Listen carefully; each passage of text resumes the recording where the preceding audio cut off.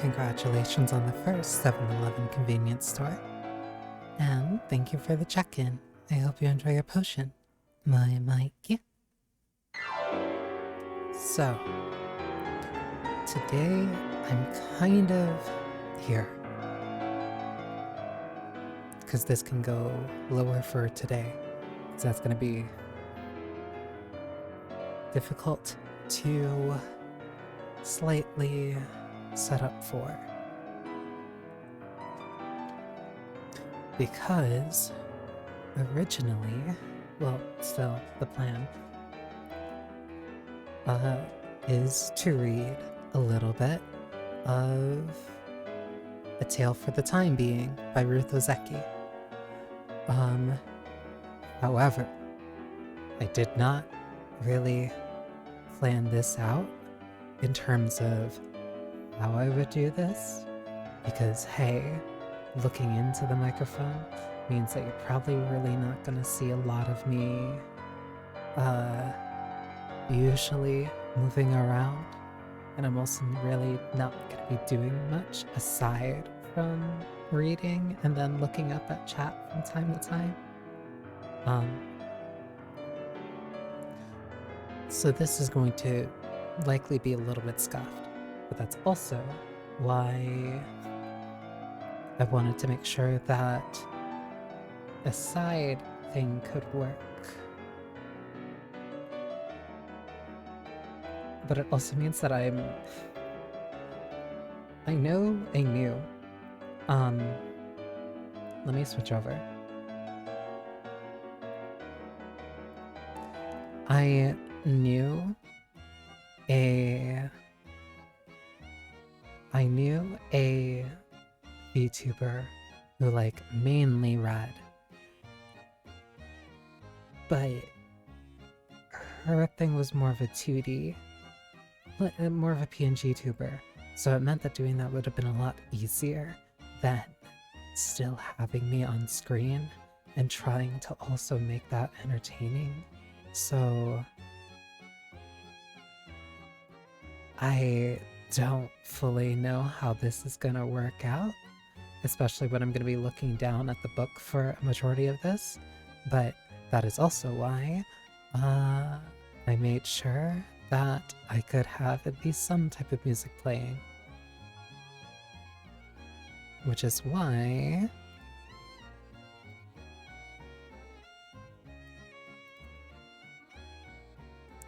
I have this. Hi Cherry, thank you for the check-in. I hope you enjoy your potion, Master. My Mikey. It is going to be slightly difficult balancing that, because I also really don't want to change a lot of my settings on my microphone right now, just for one stream, when I know for a fact that this one's already going to be a little weird. Only reading VTuber I know read from their computer to monitor, so tracking still worked. That would be smart. The difficult part is that it's a physical book in my hand. But that is a smart solution, which I will think about maybe next time. Also, as long as I'm looking this way, it makes it a lot easier for me to look over and like keep track of audio so that I'm not going like too low. But I also don't necessarily know how low is necessarily too low for something like this. But I'm hoping that this is like fine. If I need to lower like the mic audio or just speak maybe a little bit quieter, I can also probably do that. I just want to also make sure that the closed captions like work. This is why you figure out what you're gonna do before you do it instead of like 15 minutes before. Because if you do it 15 minutes before, you don't really understand what you're doing. But yeah, this feels so weird because like I've never done this. This feels like a hand cam stream, but you can't. There's no hand cam. Also, hi Lou. Thank you for the check-in. I hope you enjoy your potion. My, yeah. Um, Also, just so that I don't get like completely thrown off, alerts are muted for this stream. Like, the idea for this is just to be like something relatively chill that you can kind of just put on the background, or if somebody watches the VOD, if there is a VOD, because I heard conflicting things about the legality of this, which is also very concerning, but we're gonna hope that it works out. But yeah, no. The book that I have is A Tale for the Time Being by Ruth Ozeki. When did this come out? Because I've had this for years. I've just never, like, actually, like, sat down and read it. I think I've at least had this for, like, a decade, I think.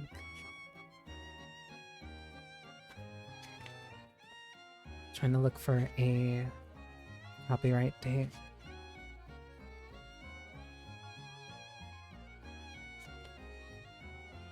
Penguin Publishing. They're still around? Okay, so this came out at least 2013. I think I got it maybe a couple years after that, because it was a gift to me. The back blurb. Hi, my name is Now, and I am a time being. Do you know what a time being is? Well, if you give me a moment, I will tell you. On a remote island in the Pacific Northwest, a Hello Kitty lunchbox washes up on the beach. Tucked inside is the diary of a 16-year-old Japanese girl named Nao Yasutani. Ruth, a writer who finds the lunchbox, suspects that it is debris from Japan's 2011 tsunami. When she begins to read the diary, Ruth quickly finds herself drawn into the mystery of Nao's fate. Meanwhile, in Tokyo, Nao, uprooted from her home in the US, bullied at school, and watching her parents spiral deeper into disaster, has decided to end her life. But first, she wants to recount the story of her great-grandmother, 104-year-old Zen Buddhist nun, in the pages of her secret diary. Full of Ruth Ozeki's signature humor and insight, A Tale for the Time Being deftly blurs the line between fact and fiction.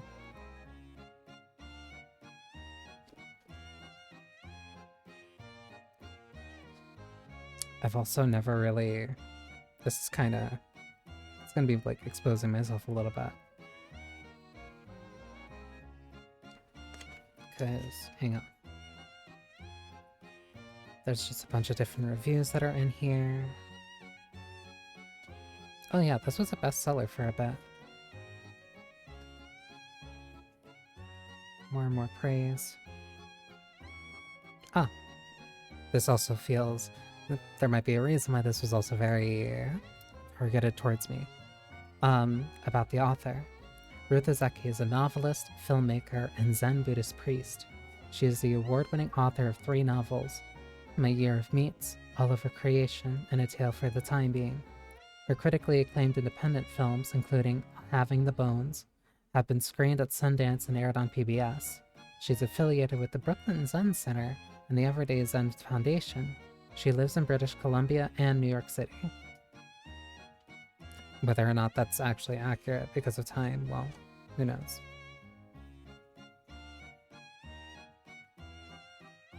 From Masako, for now and forever.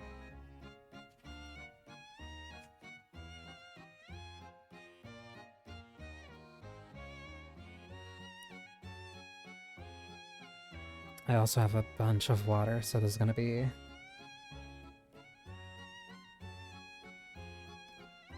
long. Which is funny considering that I already read a bunch of VNs on stream. Part 1. An ancient Buddha once said, "For the time being, standing on the tallest mountaintop. For the time being, moving on the deepest ocean floor. For the time being, a demon with 3 heads and 8 arms. For the time being, the golden 16-foot body of a Buddha. For the time being, a monk's staff or a master's fly swatter. For the time being, a pillar or a lantern. For the time being, any Dick or Jane. For the time being, the entire earth and the boundless sky." Dogen Zenji for the time being. The note on that one, at least for the... I'm also not going to read out all of the notes because that would be... it's kind of absurd, but I'll read the ones that I think are kind of important.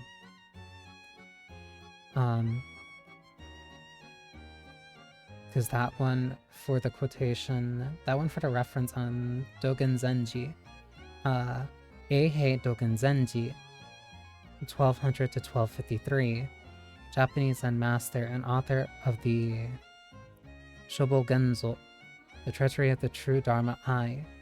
For the time being, Uji is the 11th chapter.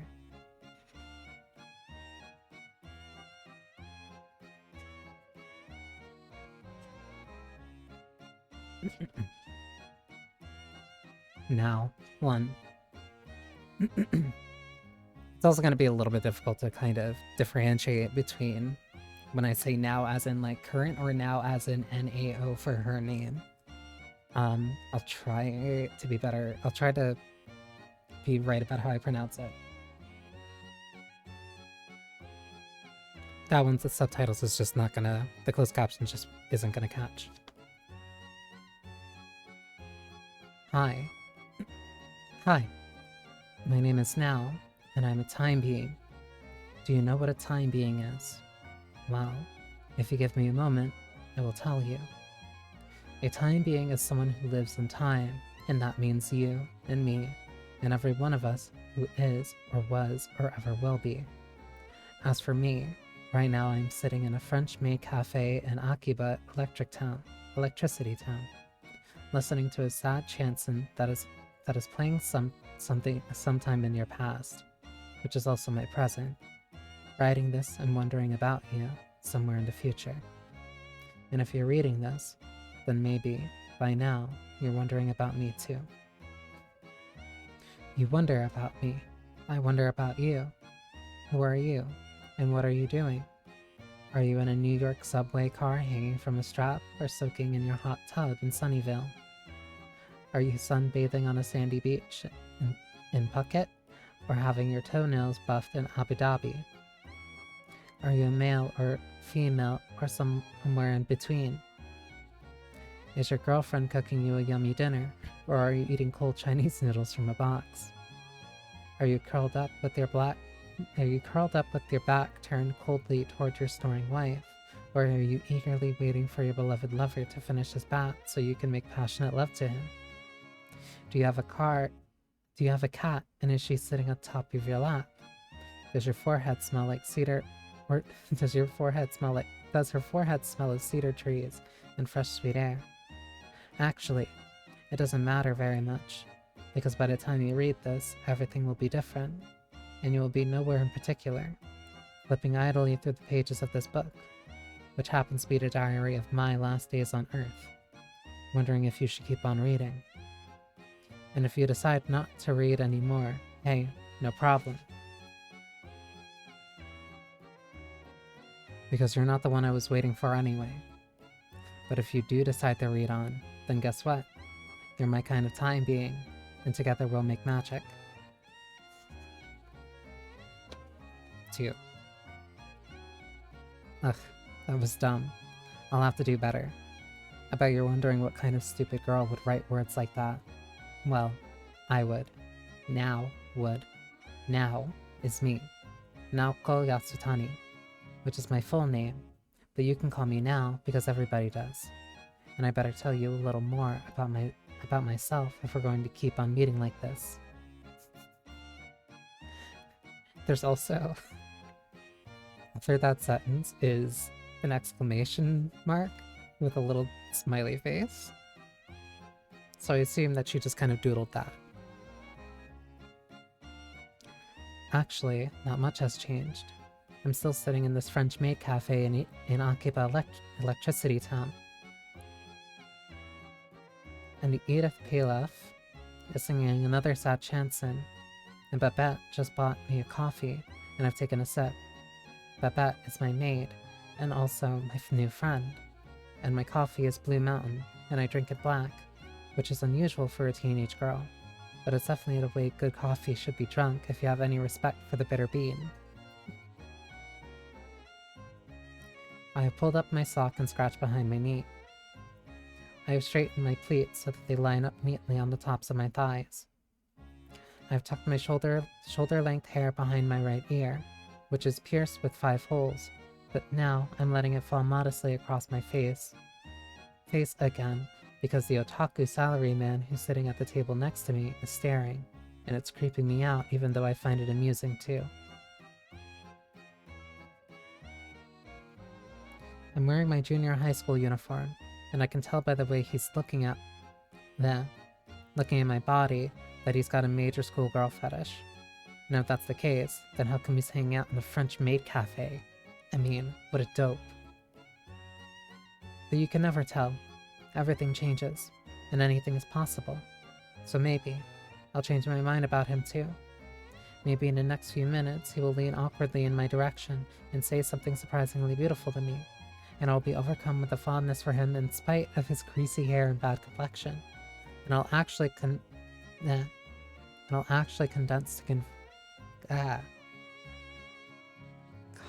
condescend to converse with him a little bit, and eventually he will invite me to go shopping, and if he can convince me that he's madly in love with me, I'll go to a department store with him and let him buy me a cute cardigan sweater, or a ketai, or a handbag, even though he obviously doesn't have a lot of money. Then after, maybe we'll go to a club and drink some cocktails, and zip into a love hotel with a big jacuzzi, and after we bathe, just as we begin to feel comfortable with him, suddenly his true inner nature will emerge, and he'll tie me up and put the plastic shopping bag from my new cardigan over my head and rape me. And hours later, the police will find my lifeless naked body bent at odd angles on the floor, next to the big round zebra skin bed. Or maybe he will just ask me to strangle him strangle him a little with my panties while he gets off on their beautiful aroma. Or maybe none of these things will happen except in my mind and yours, because I like you, like I told you. Together, we're making magic, at least for the time being.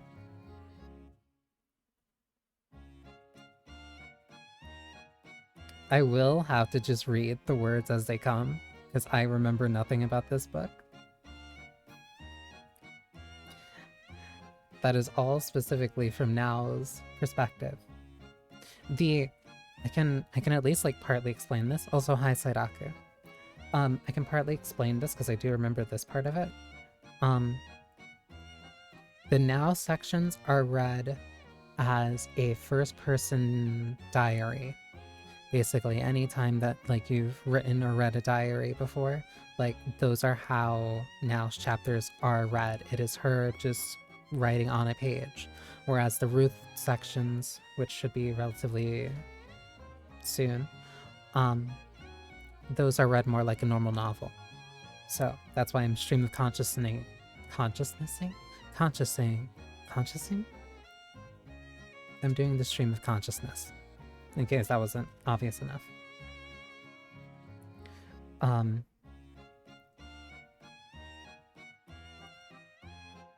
Okay. Now 3. Are you still there? I just reread what I wrote about the otaku salaryman and I want to apologize. That was nasty. That was not a nice way to start. I don't want to give you the wrong impression. I'm not a stupid girl. I knew Edith Pilaf's name isn't really Pilaf, and I'm not a nasty girl or a hentai either. I'm actually not a big fan of hentai, so if you are one, then please just put this book down immediately and don't read any further, okay? You'll only be disappointed in wasting your time, because this book is not going to be some kinky girl's secret diary filled with pink fantasies and nasty fetishes. It's not what you think, since my purpose for writing it before I die is to tell someone the fascinating life story of my 104-year-old grandmother, who's a Zen Buddhist nun. You probably don't think nuns are all that fascinating, but my great-grandmother is, and not in a kinky way at all. I'm sure there are lots of kinky nuns out there. Well, maybe not so many kinky nuns, but kinky priests, for sure. Kinky priests are everywhere. But my diary will not concern itself with them or their freaky behaviors. This diary will tell the real-life story of my great-grandmother Yasutani Chiko. She was a nun and a novelist and a new woman of the Taisho era. She was also an anarchist and a feminist who had plenty of lovers, both males and females, but she was never kinky or nasty. And even though I may end up mentioning some of her love affairs, everything I write will be historically true and empowering to women, and not a lot of foolish geisha crap. So if kinky nasty things are your pleasure, please close this book and give it to your wife or co-worker and save yourself a lot of time and trouble. 4. I think it's important to have clearly defined goals in life, don't you? Especially if you don't have a lot of life left. Because if you don't have clear goals, you might run out of time, and when the day comes, you'll find yourself standing on the parapet of a tall building, or sitting on your bed with a bottle of pills in your hand, thinking, shit, I blew it. If only I'd set clearer goals for myself. I'm telling you this because I'm actually not going to be around for long, and you might as well know this up front so you don't make assumptions. Assumptions suck. They're like expectations. Assumptions and expectations will kill any relationship. So let's you and me not go there, okay? The truth is that very soon I'm going to graduate from time, and maybe I shouldn't say graduate because that makes it sound as if I've actually met my goals and deserve to move on, when the fact is that I just turned 16 and I've accomplished nothing at all. Zilch. Nada. Do I sound pathetic? I don't mean to. I just want to be accurate. Maybe instead of graduate, I should say I'm going to drop out of time. Drop out. Time out. Exit my existence. I'm counting the moments. 1, 2, 3, 4. Hey, I know. Let's count the moments together.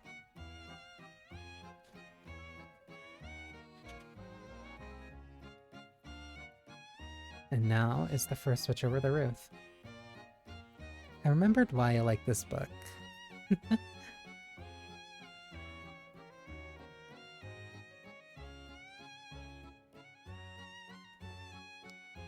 This was the first book in a long time to really grab my attention. Ruth 1.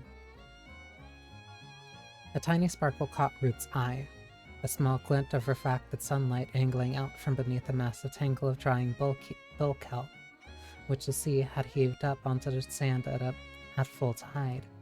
She mistook it for a sheen of a dying jellyfish, and almost walked right by it. The beaches were overrun with jellyfish these days, the monstrous red stinging kind that looked like wounds along the shoreline. But something made her stop. She leaned over and nudged the heap of kelp with the toe of her sneaker then poked it with a stick. Untangling the whip-like fronds, she dislodged enough to see what glistened underneath was not a dying sea jelly, but something plastic. A bag. Not surprising. The ocean was full of plastic. She dug a bit more, until she lifted the bag up by its corner. It was heavier than she expected. The scarred plastic freezer bag, encrusted with barnacles that spread across its surface like a rash. It must have been in the ocean for a long time, she thought. Inside the bag, she could see a hint of something red. Someone's garbage, no doubt.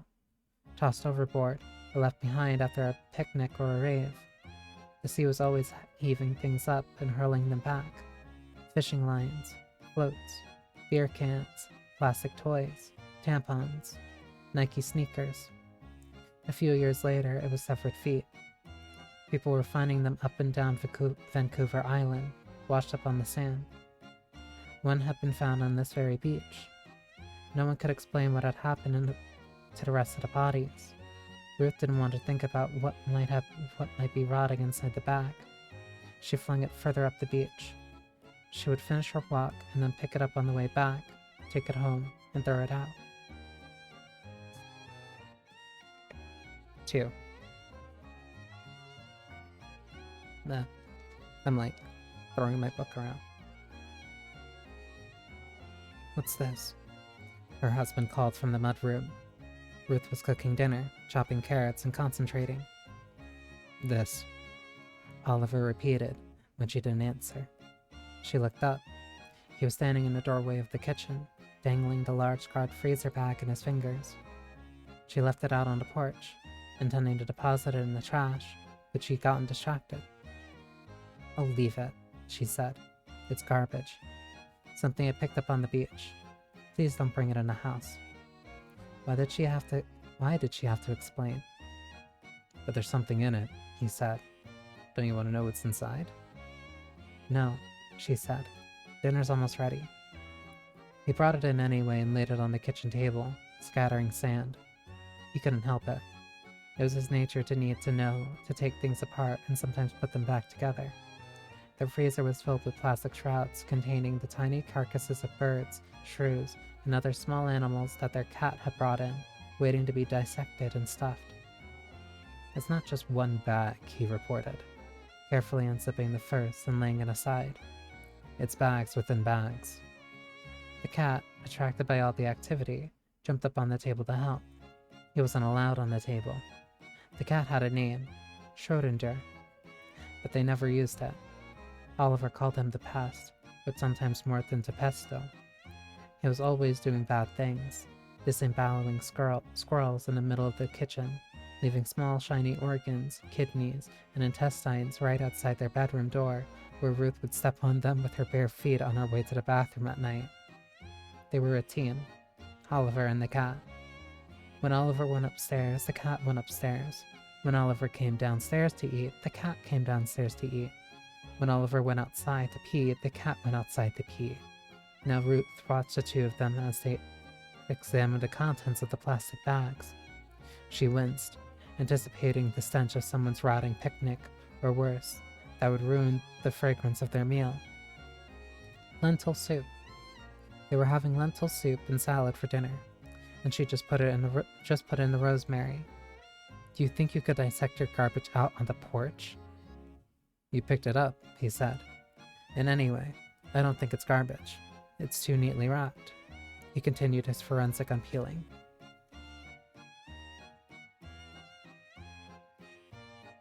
Ruth sniffed, but all she could smell was sand and salt and sea. Suddenly, he started laughing. Look, Pesto, he said. It's for you. It's a Hello Kitty lunchbox. Please, Ruth said, feeling desperate now. And there's something inside. I'm serious. I don't want you to open it in here. Just take it out. But it was too late. I'm gonna need a lot of water.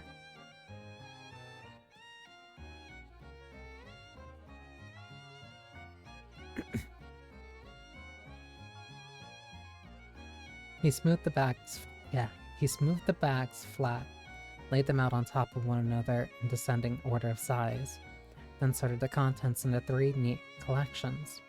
A small stack of handwritten letters, a pudgy-bound book with a faded red cover, a sturdy antique wristwatch with a matte black face, and a luminous dial. Next to these sat the Hello Kitty lunchbox that had protected the contents from the corrosive effects of the sea. The cat was sniffling at the lunchbox. Ruth picked him up and dropped him on the floor, and then turned his attention to the items on the table. The letters appeared to be written in Japanese. The cover of the red book was printed in French. The watch had markings etched on it on the back that were difficult to decipher. So Oliver had taken out his iPhone and was using a microscope app to examine the engraving. I think this is Japanese too, he said. Ruth flipped through the letters, trying to make out the characteristics that were written in faded blue ink. The handwriting's old and cursive. Beautiful, but I can't read a word of it. She put the letters down and took the watch from him. Yes, he said. They're Japanese numbers. Not a date though. Yon, Nana, Sun, Hachi, Nana, 4, 7, 3, 8, 7. Maybe a serial number? She had the watch up to her ear and listened for the ticking. but it was broken. She put it down and picked up the bright red lunchbox. The red color showing through the scarred plastic was what led her to mistake the freezer bag for a stinging jellyfish. How long had it been floating out there in the ocean before washing up?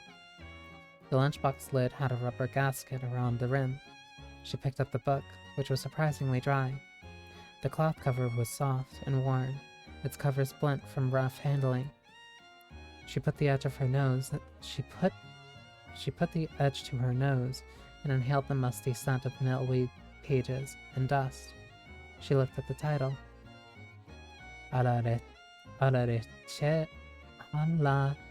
recherche de Pimps Perdu. She read. Par Marcel Proust.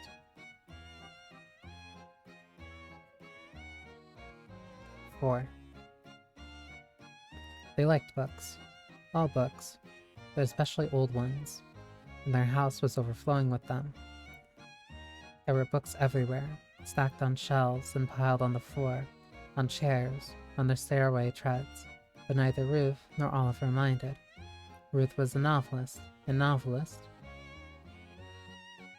Oliver asserted, should have cats and books. And indeed, buying books was her consolation for moving to a remote island in the middle of Desolation Sound, where the public library was one small, humid room above the community hall, overrun with children. In addition to the extensive and dog-eared juvenile literature section and some popular adult titles, the library's collection seemed largely to comprise books on gardening, canning, food security, alternative energy, alternative healing, and alternative schooling. Ruth missed the abundance and diversity of urban libraries, the quaint spaciousness, and when she and Oliver moved to the small island, they agreed that they should be able to order any book she wanted, which she did. Research, she called it, although, in the end, he read most of them, while she read only a few. She just liked having them around. Recently, however, she had started to notice that the damp sea air had swollen their pages, and the silverfish had taken up residence in their spines. When she opened up the covers, they smelled of mold. This made her sad. In search of lost time, she said, translating the gilt title, embossed on the red cloth spine. I've never read it. I haven't either, said Oliver. I don't think I'll be trying it in French, though. She said, agreeing. But then she opened the cover, curious to see if she could understand just the first few lines. She was expecting to see an age-stained folio, printed in antique font, so she was entirely unprepared for the adolescent purple handwriting that sprawled across the page. It felt like a desecration, and it shocked her so much she almost dropped the book.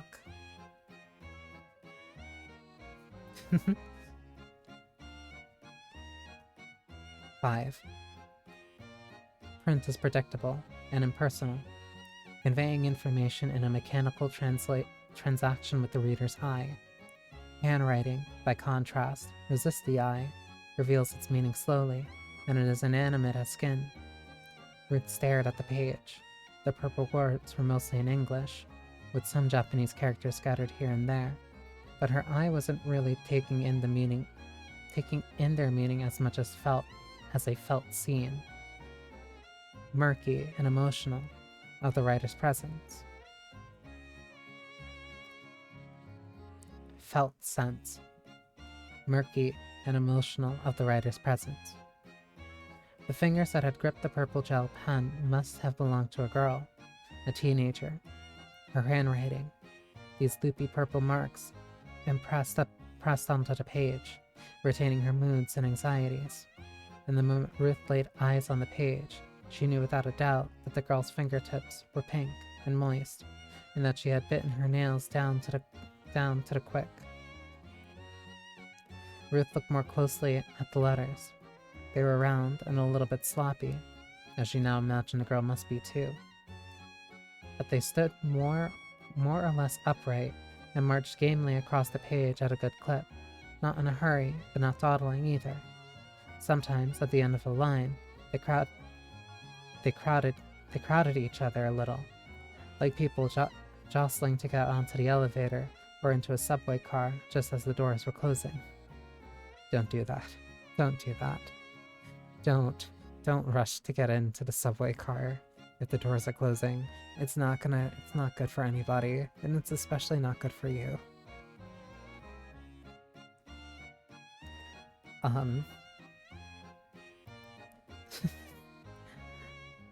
Completely lost myself on the page.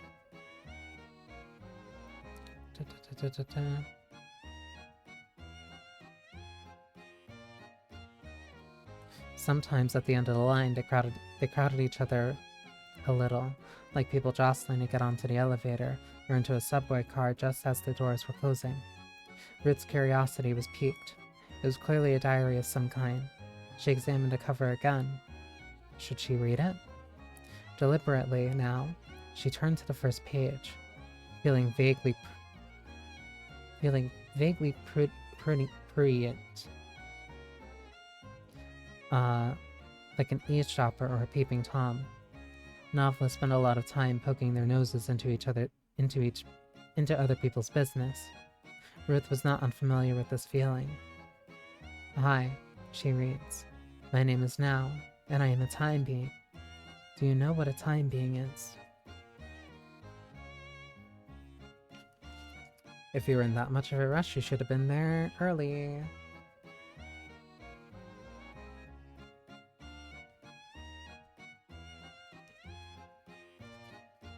Six. Flotsam, Oliver said.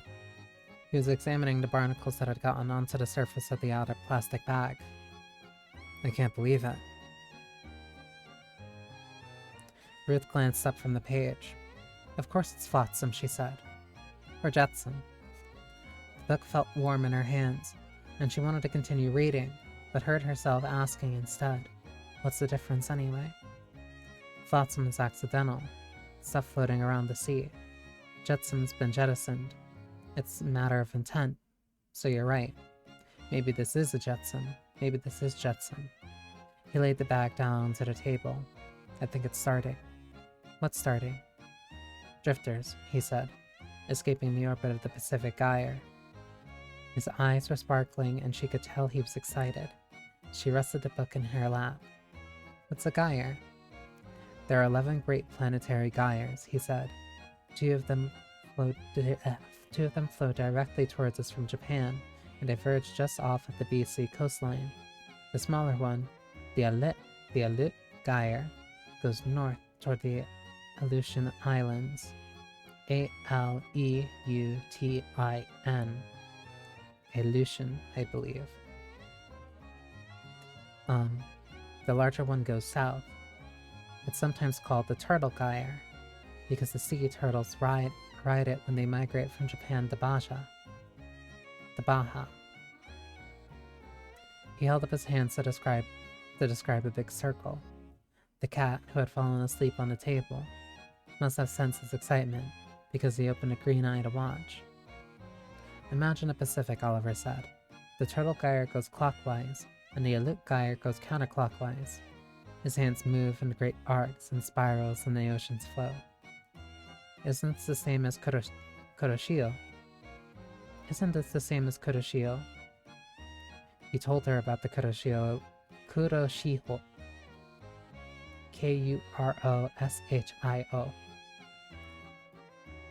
It was also called the Black Current, and it brought warm tropical weather up from Asia over to the Pacific Northwest coast. But now he shook his head.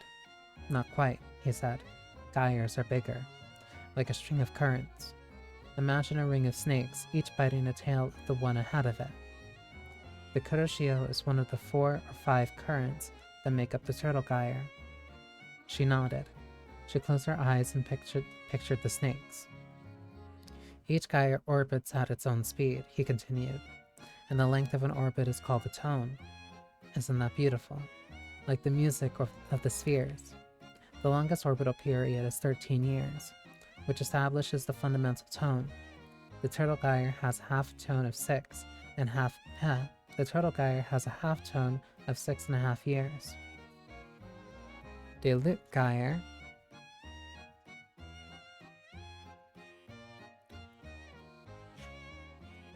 quarter tone of 3. The flotsam that rides the gyres is called drift. Drift that stays in orbit of the gyre is considered to be part of the gyre memory. The rate of escape from the gyre determines the half-life of drift. He picked up the Hello Kitty lunchbox and turned it over in his hands. All that stuff from people's homes in Japan that tsunami swept out into sea? They've been tracking it and predicting it will be washing up on our coastline. I think it's just happening sooner than anyone expected.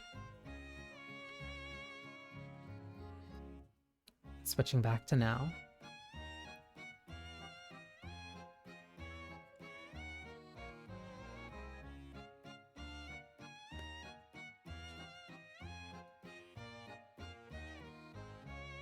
Now, 1. There's so much to write. Where should I start? I texted my Ojiko this question, and she wrote back this. I have to consult the reference, I'm sorry. I can't read kanji. Genzaichi de hajimaru beki. You should start where you are. Genzaichi is used on maps. You are here. Ah, okay. Okay, my dear old Chico. I'll start right here at Fifi's lovely apron. Fifi is one of a bunch of maid cafes that popped up all over Akiba Electricity Town a couple of years ago. But what makes Fifi's a little bit special is the French salon theme. The interior is decorated mostly in pink and red, with accents of gold and ebony and ivory. The tables are round and cozy, with marble-like tops, and legs that look like carved mahogany. And the matching chairs have pink puff tapestry seats. Dark red velvet roses curl up the wallpaper, and the windows are draped in satin. The ceilings is gilded and hung with crystal chandeliers, and little naked Cupid dolls float like clouds in the corners. There's an entryway and coat room, with a trickling fountain and a statue of a nude lady lit by a throbbing red spot. I don't know if this decor is authentic or not, as I've never visited France, but I'm going to guess that probably there aren't many French maid cafes like this in Paris. It doesn't matter. The feeling at Fifi's lovely apron is very chic and intimate, like being stuffed inside a great claustrophobic Valentine, and the maids, with their pushed-up breasts and frilly uniforms, look like cute little Valentines too. Unfortunately, it's pretty empty in here right now, except for some otaku types at the corner table, and 2 bug-eyed American tourists.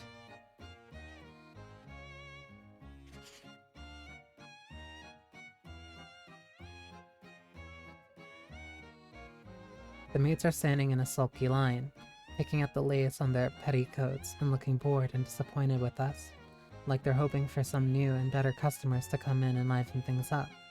There was a little bit of excitement a while ago when one otaku ordered omurice with a big red Hello Kitty face painted in ketchup on top. The maid whose name tag says she's Mimi, knelt down before him and fed him, blowing on each bite before spoon-feeding it into his mouth.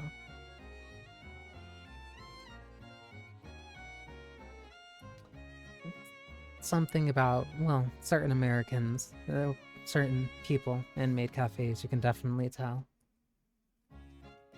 You can definitely tell they're kind of there to awe.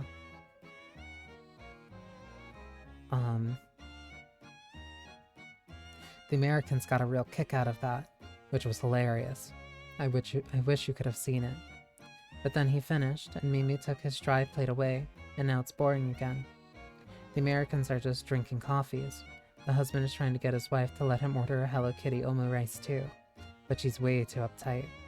I heard her whispering that the omurice is too expensive, and she's got a point.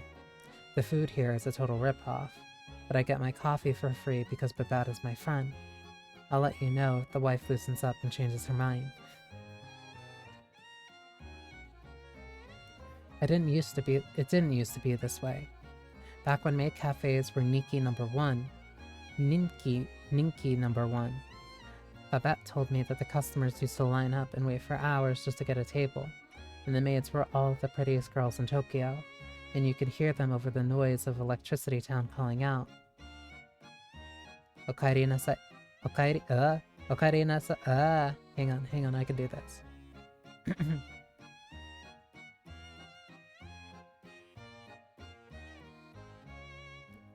Okaeri nasaimase, Dana-sama. Interesting. It used to be Dana-sama. Because I think most now, well, no, I think a lot of people now are more used to, Goshujin-sama. Which makes men feel rich and important. But now the fad is over, and maids are no longer it. And the only customers are tourists from abroad and otaku from the countryside, or sad hentai with out-of-date fetishes for maids.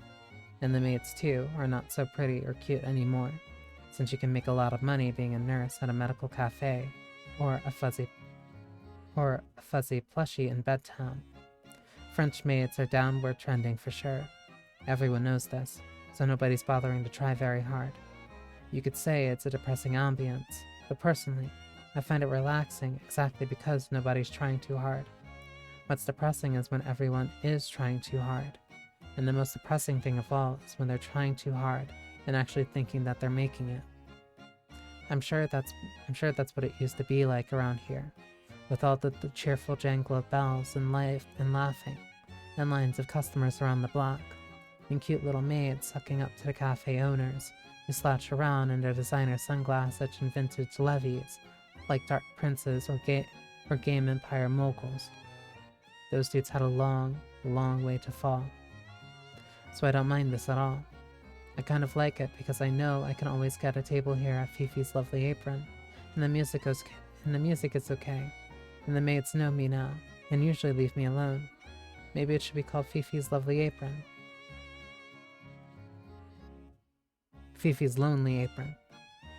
Hey, that's good. I like it.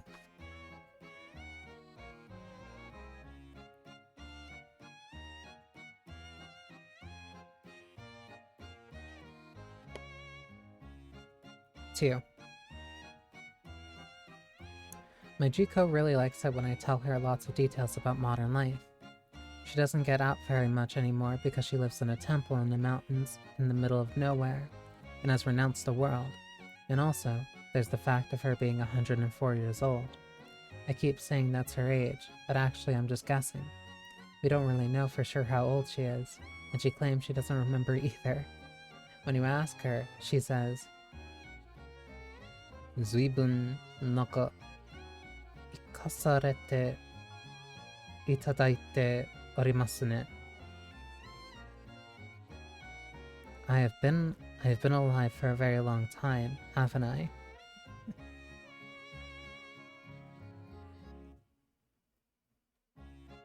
Totally impossible to translate, but the nuance is something like, I have been caused to live by the deep conditions of the universe, of which I am humbly and deeply grateful.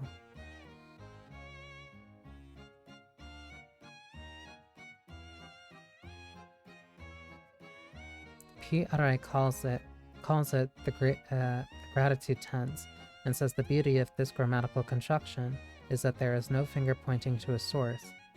She also says it is impossible to feel angry when using this tense. Which is not an answer to ask her, which is not an answer. So you ask her again, and she says, "So desu ne." I haven't counted for so long. So then you ask her when her birthday is, and she says,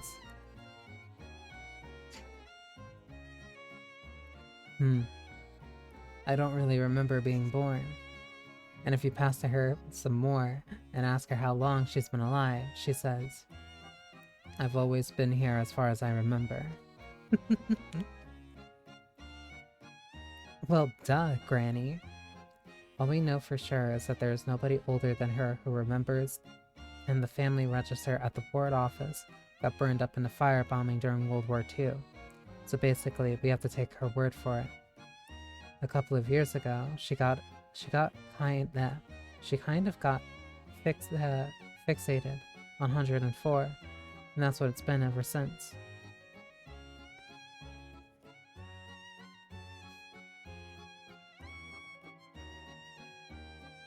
Fate has willed me to be this old. That's essentially part of the what she's kind of saying.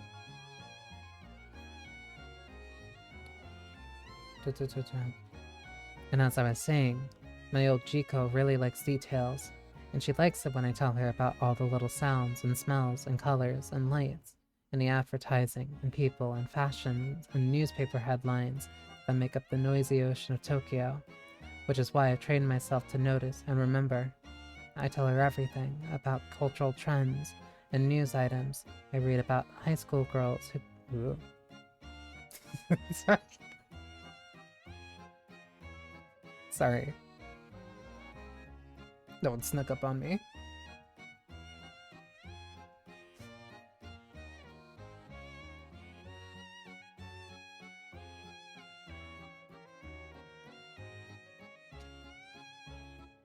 Okay, that one snuck up on me. My bad.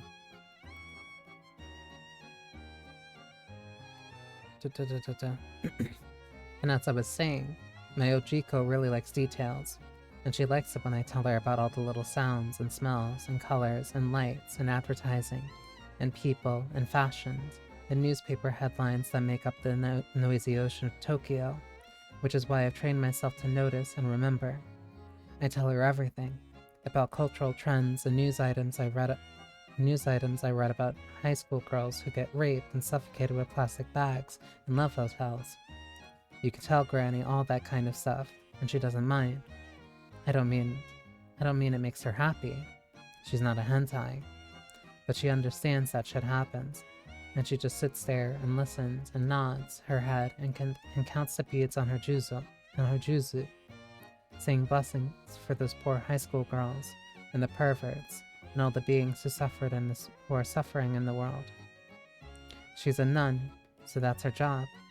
I swear, sometimes I think the main reason she's still alive is because of all the stuff I give her to pray about. I asked her once why she liked to hear stories like this, and she explained to me that when she got ordained, she shaved her head and took some vows to be a bosatsu. A Buddhist saint. One of her vows was to save all beings, which basically means that she agreed not to become enlightened until all the other beings in the world get enlightened first. It's kind of like letting everyone else get into the elevator ahead of you. When you calculate all the beings in this earth at any time, and then add in the ones that are getting born every second, and the ones that have already died, not just human beings either, but all animals and all of their life forms like amoebas and viruses, and maybe even plants that have ever lived or ever will live, as well as the extinct species. Well, you can see that enlightenment will take a very long time. And what if the elevator gets full and the door slams shut and you're still standing outside? When I asked Granny about this, she rubbed her shiny bald head and said, "So desu ne. It's a very big elevator." But Granny, it's going to take forever. Well, we must try even harder then. We? Of course, dear Nell. You must help me. No way, I told Granny. Forget it. I'm no fucking bosatsu. But she just smacked her lips and clicked her juzu beads, and the way she looked at me through those thick black framed glasses of hers. I think maybe she was saying a blessing for me just then too. I didn't mind. It made me feel safe. Like I knew no matter what happened, Granny was going to make sure I got into that elevator. You know what? Just this second as I was writing this, I realized something. I never asked her where that elevator is going. I'm going to text her now and ask. I'll let you know what she says.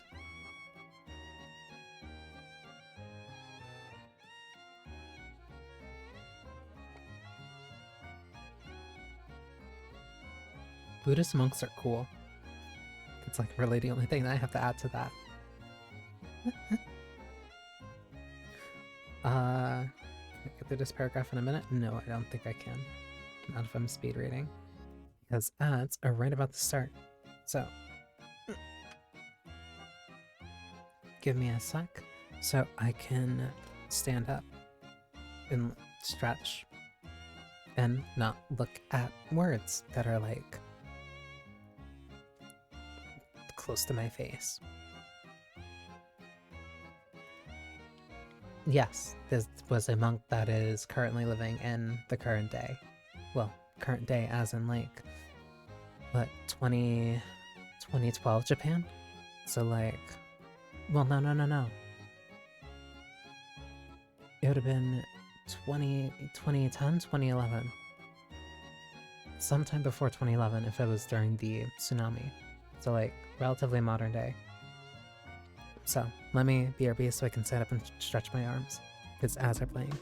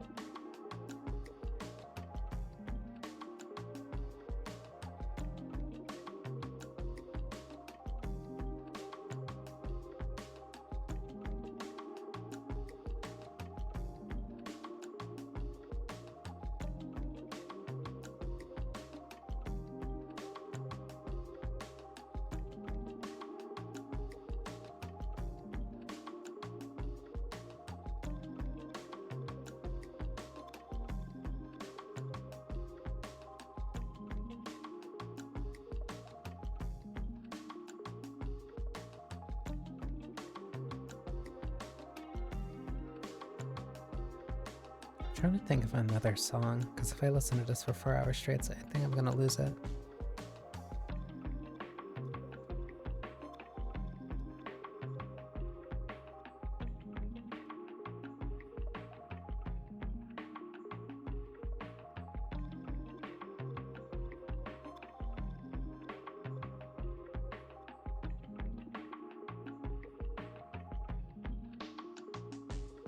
Let me see if I can find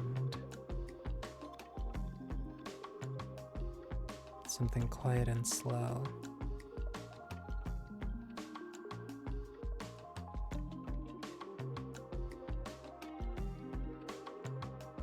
But also no words.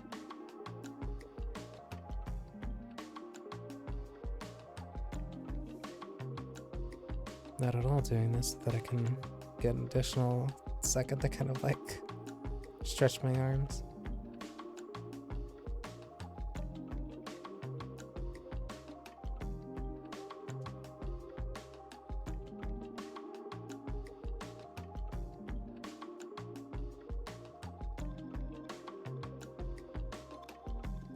I don't think I can, at least for right now.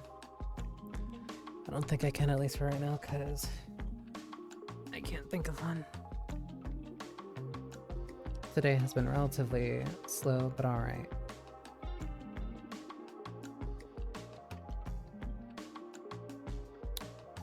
Ooh, let's try this one then. Also, hi, Effie.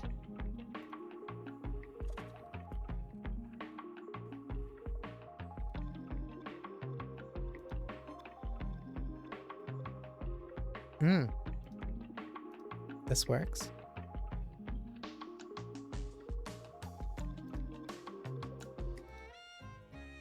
What do you mean this account doesn't exist? He's gonna gaslight me. He's gonna gaslight me into saying that this doesn't work? Whatever. I see it.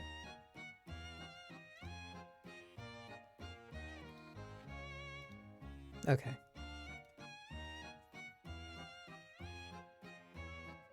I just have to make sure that that's not too loud. Where is it? Oh, right.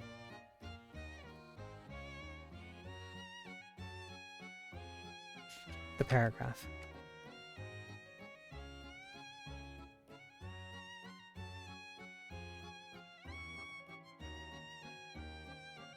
Make sure that's not too loud. Rest well, Effie. Okay. Okay. So now, I really am going to tell you about the fascinating life of Yasutani Jiko, the famous anarchist feminist novelist turned Buddhist nun of the Taisho era. But first, I need to explain about this book you're holding. You've probably noticed that it doesn't look like an ordinary schoolgirl's pure diary, with puffy marshmallow animals on a shiny pink cover, and a heart-shaped lock, and a little golden key. And when you first picked it up, you probably didn't think, oh, here's a nice pure diary written by an interesting Japanese schoolgirl. Gee, I think I'll read that. Because when you picked it up, you thought it was some philosophical masterpiece called A la recherche du tempus perdu by the famous French author named Marcel Proust, and not an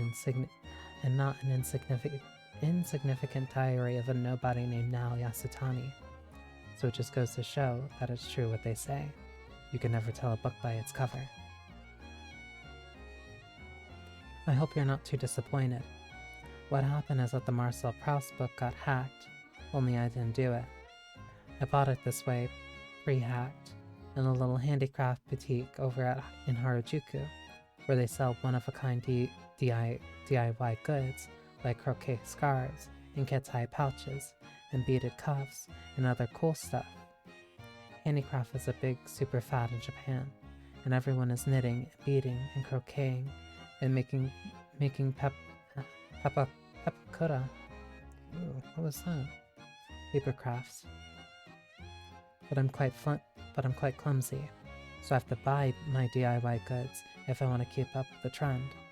The girl who makes these diaries is a super famous crafter who buys container loads of old books from all over the world and then neatly cuts out all the printed pages and puts in blank paper instead. She does it so authentically you don't even notice the hack, and you almost think that the letters just slipped off the pages and fell to the floor like a pile of dead ants. Recently, some nasty stuff has been happening in my life, and the day I bought the diary, I was skipping school and feeling especially blue, so I decided to go shopping in Harajuku to cheer myself up. When I saw these old books on the shelf, I thought they were a shop display, so I didn't pay any attention to them. But when the salesgirl pointed out the hack to me, of course I had to have one immediately. And they weren't cheap either, but I loved the worn feeling of the cover, and I could tell it would feel so good to write inside, like a real published book. But best of all, I knew it would be excellent security feature. Make sure that this is working. Okay, it is. We're good. I don't know if you've ever listened to this problem of people beating... I don't know if you've ever had this problem of people beating you up and stealing things from you and using them against you. But if you have, then you'll understand that this book was total genius. In case if one of my stupid classmates decided to casually pick up my diary and read it and post it to the internet or something. But who would pick up an old book called À la recherche du temps perdu, right? My stupid classmates would just think it's a homework for Juku. Think it was homework for Juku. They wouldn't even know what it meant. Actually, I didn't know what it meant either, since my ability to speak French is non-existent. There were a bunch of books with different titles for sale.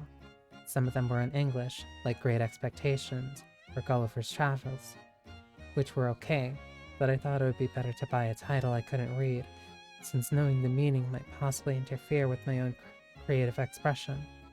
There were others in different languages too, like German and Russian, and even Chinese, but I ended up choosing À la recherche du temps perdu because I figured it was probably French, and French is cool, and has a sophisticated feeling, and besides, this book is exactly the right size to fit into my handbag.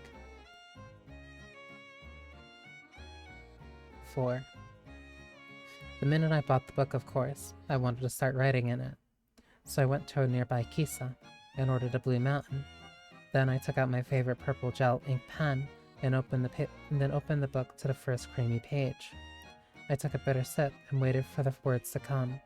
I waited and waited, and sipped some more coffee, and waited some more. Nothing. I'm pretty chatty, as you can probably tell, and usually I don't have any trouble coming up with stuff to say. But this time, even though I had a lot on my mind, the words didn't come. It was weird. But I figured I was just feeling intimidated by the new old book and would eventually get over it. So I drank the rest of my coffee and read a couple of manga, and when it was time for school to let out, I went home. The next day I tried again, and the same thing happened. And after that, every time I took out the book, I'd stare at the title and start to wonder. I mean, Marcel Proust must be pretty important if even someone like me had heard of him. Even if I didn't know who he was at first and thought he was a celebrity chef or a French fashion designer. What if his ghost was... I don't know. I don't think that went through. Well, no, I don't think the sound effect went through. But, hi. Hi. Komakuru. Komakuru. Pleasure to meet you. I hope you're having a good stream. I'm doing something relatively planned last minute, kind of new. But hi, I am Alchemist Bonnie Cho VT. The Alchemist Bonnie and the VT is separate from the Alchemist Bonnie part, but regardless. But it's a pleasure to meet you. I'm usually a variety gaming streamer. Yes, actually, I plan a lot of my streams fairly consistently.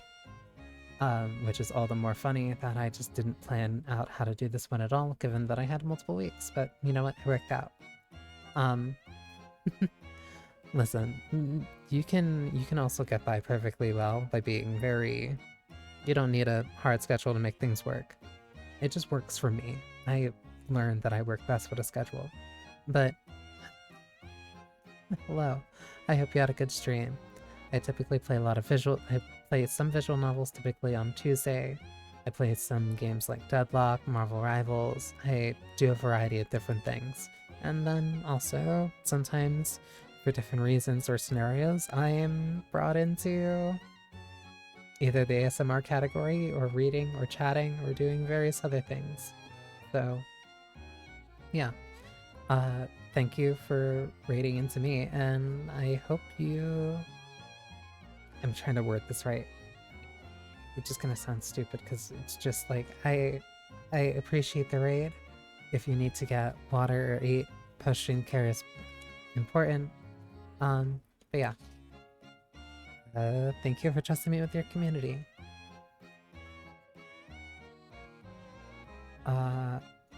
Where was I?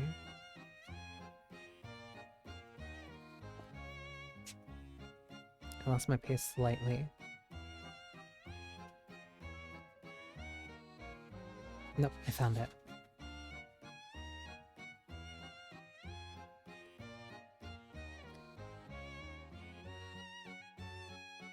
Brain kind of explodey. I think that happens. Typically that means a little bit of rest could do you some good. So you're more than welcome to hang out, rest, and listen to me reading if need be. I mean, Marcel Proust must be pretty important, even if someone like me had heard of him. Even if I didn't know who he was at first, and thought he was a celebrity chef or a French fashion designer. What if his ghost was still clinging to the inside of the covers and it was pissed off at the hack the crafty girl had done, cutting out his words and pages? And what if now the ghost was preventing me from using his famous book to write about typical dumb schoolgirl stuff, like my crushing on boys, not that I have any, or new fashions I want, my desires are endless, or my fat thighs. Actually, my thighs are fine, it's my knees I hate. You really can't blame old Marcel's ghost for getting righteously pissed off, thinking I might be dumb enough to write this kind of stupid crap inside this important book. The not that I have any, my desires are endless, and actually my thighs are fine, it's my knees that I hate. Those three parts, specifically in parentheses.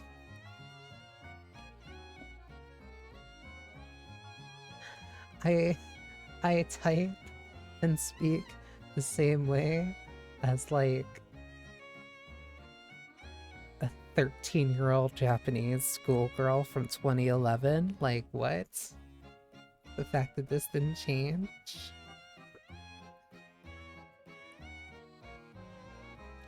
And even if his ghost didn't mind, I still didn't want to use his book for such trivial stuff.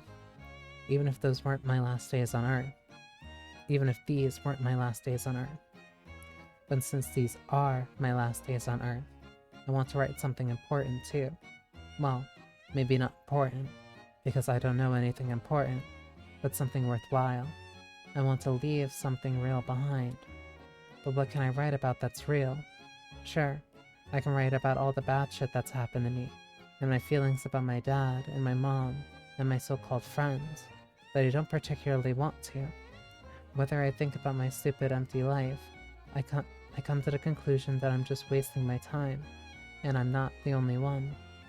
Everybody I know is the same, except for old Chica, just wasting time, killing time, feeling crappy. And what does it mean to waste time away? If you waste time, is it lost forever? And if time is lost forever, what does that mean? It's not like you get to die any sooner, right? I mean, if you want to die sooner, you have to take matters into your own hands. I'm already out of tea.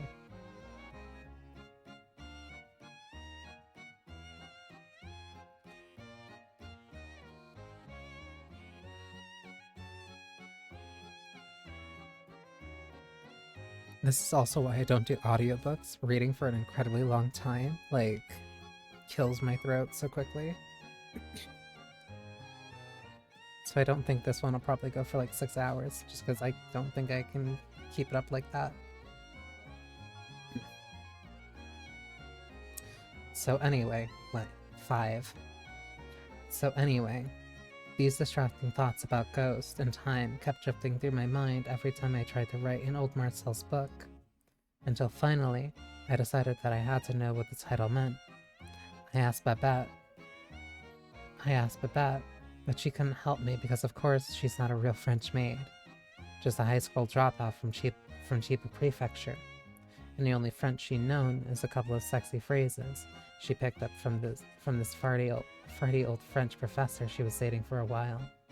So when I got home that night, I googled Marcel Proust and learned that "Elle à la recherche de du temps perdu" means "in search of lost time."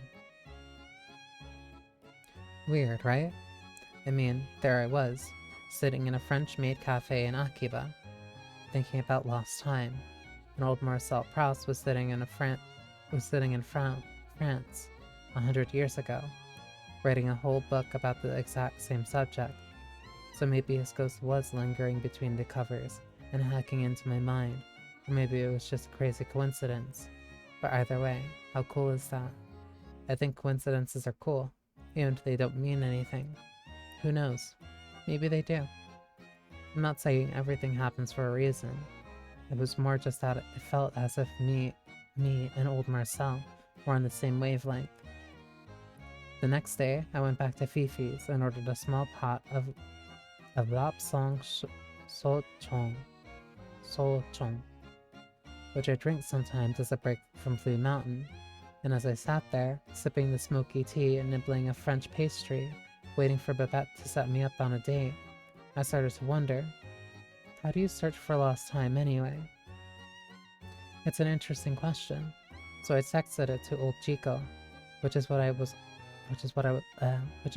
always do when I have a philosophical dilemma, and then I have to wait for a really, really long time. But finally, my Keitai gave a little ping that tells me she texted me back, and what she wrote was this: Aru tokia, koto no ha mo chiri, ochiba kana. Translated as, that time, sometime, for the time being, leaves of speech, fallen leaves. Okay, doing this bit by bit. That time, leaves of speech, fallen leaves, but using the kanji to imply more words than necessarily leaves. Kana. An interrogative particle that imparts a sense of wonder.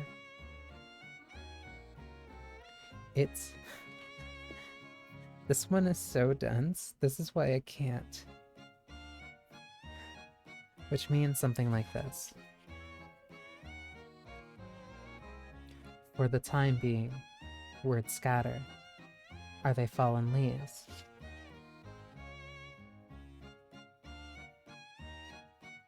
I'm not very good at poetry, but when I read old Chico's poem, I saw an image in my mind of this big old ginkgo tree in the grounds of her temple. The leaves are shaped like little green fans, and in the autumn they turn bright yellow and fall off and cover the ground, painting everything pure golden. And it occurred to me that the big old tree is a time being. Jiko is a time being too, and I could imagine myself searching for lost time under the tree, sifting through the fallen leaves that are her scattered golden words.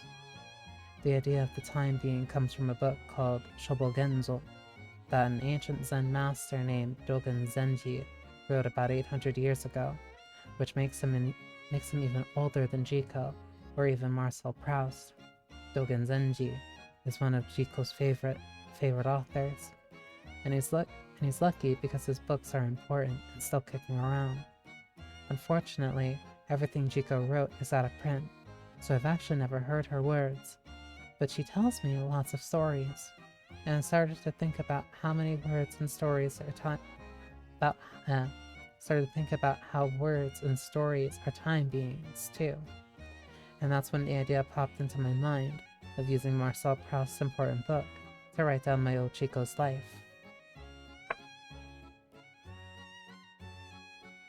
It's not just because Chico is the most important person I know, although that's part of it.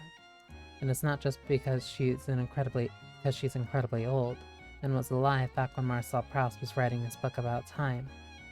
Maybe she was, but that's not why either. The reason that I decided to write about her in A la leche du tempes de deux is because she's the only person I know who really understands time. While Chico is super careful with her time, she does everything really, really slowly. Even when she's just sitting on the veranda, looking out at the dragonfly spinning lazily around the garden pond. She says that she does everything really, really slowly in order to spread time out so that she'll have more of it and live longer. And then she laughs, so you know she is telling you a joke. I mean, she understands perfectly well that time isn't something you can spread out like butter or jam, and death is going to hang around and wait for you to finish whatever you happen to be doing before it zaps you. That's the joke, and she laughs because she knows it. But actually, I don't think it's very funny. Even though I don't know Logico's exact age, I do know for sure that pretty soon she'll be dead even if she hasn't finished sweeping out the temple kitchen, or weeding the daikon patch, or arranging fresh flowers on the altar. And when she's dead, that will be the end of her, time-wise. This doesn't bother her at all, but it bothers me a lot. These are old Chico's last days on Earth, and there's nothing I can do about that. And there's nothing I can do to stop time from passing, or even to slow it down. And every second of the day is another second lost. She probably wouldn't agree with me, but that's how I see it. I don't mind thinking of the world without me because I'm unexceptional, but I hate the idea of the world without old Chico. She's totally unique and special, like that last Galapagos turtles, or the last Galapagos turtles, or some other ancient animal hobbling around on the scorched earth, who's the only one left of its kind. But please, don't get me going on the topic of species extinction, because it's totally depressing, and I'll have to commit suicide right this second.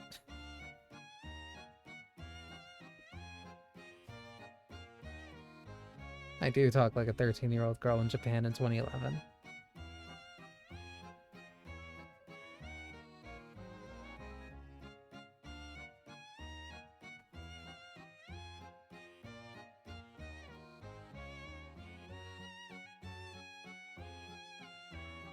Parentheses, endearing.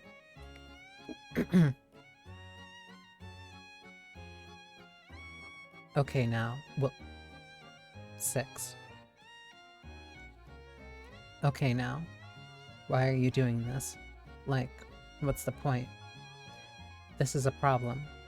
The only reason I can think of for writing Chico's life story in this book is because I love her and want to remember her, but I'm not planning on sticking around for long, and I can't remember her stories if I'm dead, right? And apart from me, who else would care? I mean, if I thought the world would want to know about old Chico, I'd post her stories on a blog, but actually, I stopped doing that a while ago. It made me sad when I caught myself pretending that everybody out there in cyberspace cared about what I thought, when really nobody gave a shit.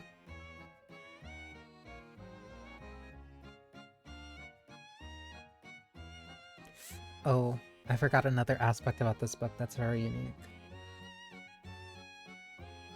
So, reading the references is important because part of the references at the bottom of the page will also be notes from Ruth. So like,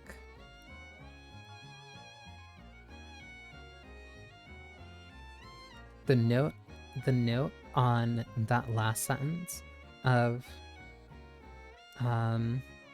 it made me sad when I caught myself pretending that everybody out there in cyberspace cared about what I thought, when really nobody gave a shit. The reference on that is actually, I never think anyone gives a shit, Oliver said.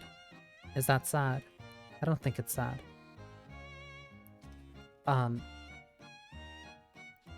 So that's gonna make reading this extra difficult. Because it means that I have to double check with all the references now to see if there are notes from the other characters who are also reading this. So it's like,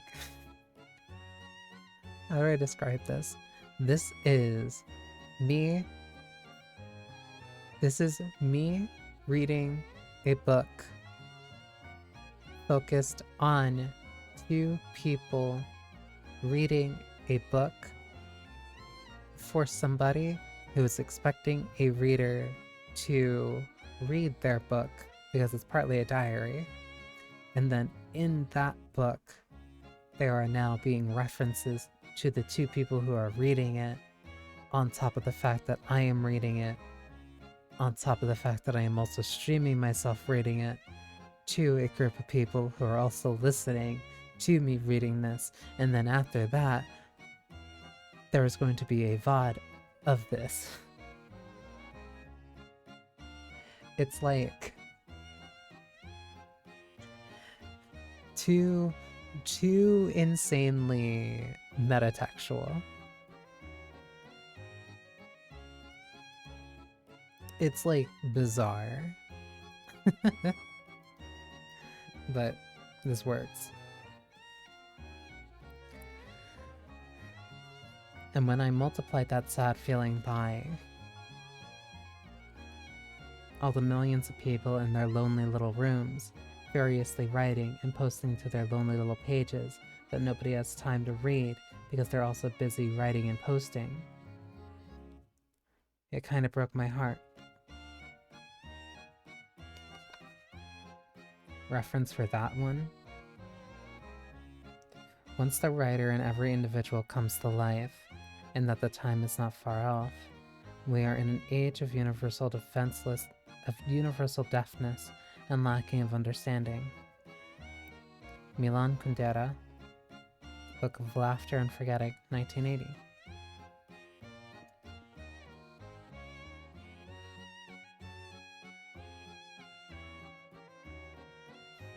The fact is, I don't have much of a social network these days, and the people I hang out with aren't the kind who care about a 104-year-old Buddhist nun, even if she is a bosatsu who can use email and texting, and that's only because I made her buy a computer so she can stay in touch with me when I'm in Tokyo, and she's at her falling down old temple on a mountain in the middle of nowhere.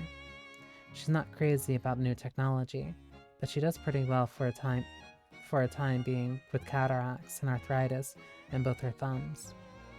Old Chico and Marcel Proust come from a pre-wired world, which is a time that's totally lost these days. So here I am, at Fifi's lonely apron, staring at all these blank pages and asking myself why I'm bothered, when suddenly an amazing idea knocks me over. Ready? Here it is. I will write down everything I know about Chico's life in Marcel's book, and when I'm done, I'll just leave it somewhere, and you will find it. How cool is that? It feels like I'm reaching forward through the time to touch you. It feels like I'm reaching forward through time to touch you, and now you found it, and you're reaching back to touch me. If you ask me, it's fantastically cool and beautiful. It's like a message in a bottle, cast out onto the ocean of time and space. Totally personal and real. Totally personal and real, too. Right out of old Chico and Marcel's pre-wired world. It's the opposite of a blog. It's an anti-blog. Because it's meant for only one special person. And that person is you. And if you read this far, you probably understand what I mean. Do you understand? Do you feel special yet? I'll just wait here for a while to see if you answer. 7. Just kidding. I know you can't answer, and now I feel stupid. Because what if you don't feel special? I'm making an assumption, right? What if you just think I'm a jerk and toss me into the garbage? Like all those young girls I tell old Chico about, who get killed by perverts and chopped up and thrown into dumpsters, just because they made the mistake of dating the wrong guy? That would be really sad and scary. Or here's another scary thought. What if you're not reading this at all? What if you never found this book because somebody chucked it into the trash or recycled it before it got to you? Then old Chico's stories truly will be lost forever. And I'm just sitting here wasting time talking to the inside of a dumpster. Hey, answer me. Am I stuck inside of a garbage can or not? Just kidding. Again. Smiley face. Okay, here's what I've decided. I don't mind the risk, because the risk makes it more interesting. And I don't think Ojiko will mind either, because being a Buddhist, she really understands impermanence and that everything changes and nothing lasts forever. Ojiko isn't going to care if her life stories get written or lost, and maybe I picked up a little of that laissez-faire attitude from her. When the time comes, I can just let it all go. Or not. I don't know. Maybe the time I've written the last page, I'll be too embarrassed or ashamed to leave it lying on the ground, and I'll wimp out and destroy it instead. Hey, if you're not reading this, you know I'm a wimp. And as for that business about old Marcel's ghost being pissed off, I decided not to worry about it. When I was googling Marcel Proust, I happened to look up his sales ranking on Amazon, and I couldn't believe it, but his books are all still in print, and depending on which edition of À la recherche du temple perdu you're talking about, his ranking is somewhere between 13,695 and 79,324, which is no bestseller, but it's not bad for a dead guy. Just so you know, you don't have to feel so sorry for old Marcel. I don't know how long this whole project is going to take me. Probably months. There are lots of blank pages, and Jiko's got lots of stories, and I write pretty slow, but I'm going to work really hard, and probably by the time I'm done filling in the last page, old Jiko will be dead, and it will be my time too. I know I can't possibly write down every detail about Jiko's life, so if you want to learn more, you'll have to read her books, if you can find them. Like I said before, her stuff is all out of print, and it's possible that some crafty girl has already hacked her pages and tossed all her golden words into the recycling bin next to Proust. That would be really sad, because it's not like old Jiko has any ranking on Amazon at all. I know because I checked, and she isn't even there. I'm going to have to rethink this hacking concept. Maybe it's not so cool after all.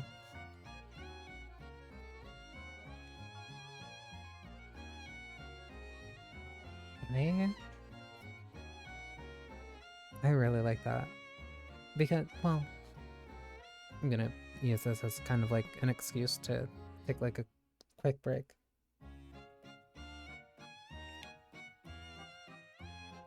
But like, the importance of impermanence is a very Zen Buddhist thing. It's very Zen Buddhist, it's very Taoist, like. And I don't think I identified as a Taoist when I read this. I think it was interesting. I think I was dabbling in it, but I never identified as it when reading this.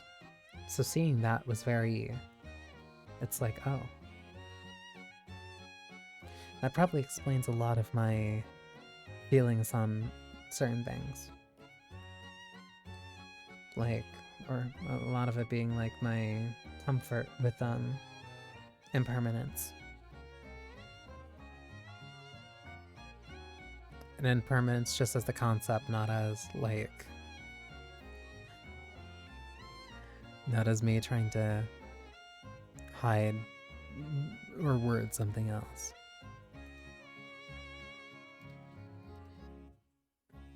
Okay, now we're back to Ruth.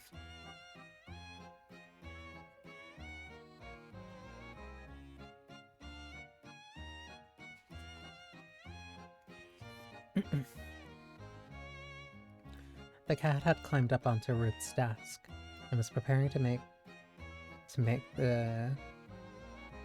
Ooh. And was preparing to make a strategic incursion onto her lap. She had been reading a diary when he approached from the side, placing his forepaw on her knees and nudging his nose underneath the spine of the book, pushing it up and out of his way. Once that was done, he settled himself onto her lap and started kneading, butting his head into her hand. He was so annoying, always looking for attention. She closed the diary and placed it on the desk as she stroked the cat's forehead. But even after putting the book aside, she was aware of an odd, lingering sense of urgency. What? To help the girl? To save her? Ridiculous. Her first impulse when she started a diary was to read quickly to the end, but the girl's handwriting was often hard to decipher, and her sentences were peppered with slang and intriguing colloquialisms. It had been years since Ruth had lived in Japan, and while she still had a reasonable command of the spoken language, her vocabulary was out of date. In university, Ruth had studied Japanese classics, The Tale of Genji, No Drama, The Pillow Book, literature going back hundreds and even thousands of years, but she was only vaguely familiar with Japanese pop culture. Sometimes the girl made an effort to explain, but often she didn't bother. So Ruth found herself logging onto the internet to investigate and verify the girl's references. And before long, she had dragged out her old kanji dictionary and was translating and annotating and scribbling notes about akiba and maid cafes, otaku, hentai, and then there was the anarchist, feminist, Zen Buddhist novelist nun. She leaned forward and did an Amazon search for Chiko Yasutani, but, as Nao had warned, found nothing. She googled Nao Yasutani, and again came up with nothing. The cat, irked by her restlessness and inattention, abandoned her lap. He didn't like it when she went up on the computer and used her fingers to type and scroll instead of to scratch his head. It was a waste of two perfectly good hands as far as he was concerned, and so he went in search of Oliver.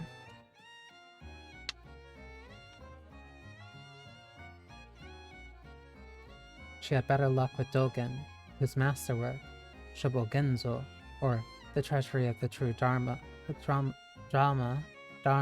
I, did have an Amazon ranking, albeit nowhere near Proust. Of course, he lived in the early 13th century, so he was older than Proust by almost 700 years. When she searched for time being, she learned that the phrase was used in English title of Chapter 11 of the Shobogenzo, and she was able to locate several translations, along with commentaries online. The ancient Zen master had a nuanced and complex notion of time that she found poetic, but somewhat opaque. Time itself is being, he wrote, and all being is time. In essence, everything in the entire universe is intimately linked with each other as moments in time, continuous and separate. Ruth took off her glasses and rubbed her eyes. She took a sip of tea, her head so full of questions she barely noticed the tea had long grown cold. Who was this Nao Yasutani, and where was she now? While the girl hadn't come right out and said she was going to commit suicide, she certainly implied as much. She was sitting at the edge of a mattress somewhere, fingering a bottle of pills and a tall glass of water.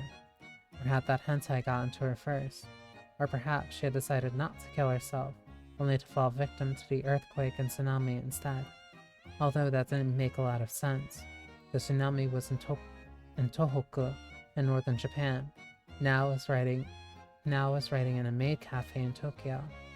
What was she doing in that maid cafe at the first place? Fifi's? It sounded like a brothel. She sat back in her chair and gazed out to the window and a tiny stretch of horizon, and she could see through a gap in the tall trees. A pine tree is time, Dogen had written, and bamboo is time. Mountains are time. Oceans are time. Dark clouds hung low in the sky, forming an almost indiscernible line where they met the still, dull sheen of the ocean. Gunmetal gray. On the far side of the Pacific, lay the battered Japanese coastline. Entire towns had been crushed and dragged out to sea. If time is annihilated, mountains and oceans are annihilated. Was the girl out there somewhere in all of that water? Was the girl out there somewhere in all of the water? Her body decomposed by now, redistributed by the waves. Ruth looked at the sturdy red book with its tarnished gilt. Oh my god. Tarnished gilt title embossed on the cover. G-I-L-T. Gilt. Gilt? Yeah, it's gilt, it's the pronunciation's weird. It was laying on top of a tall, messy stack of notes and manuscript pages, bristling with post-its and wound with cramped marginalia? Cramped marginal...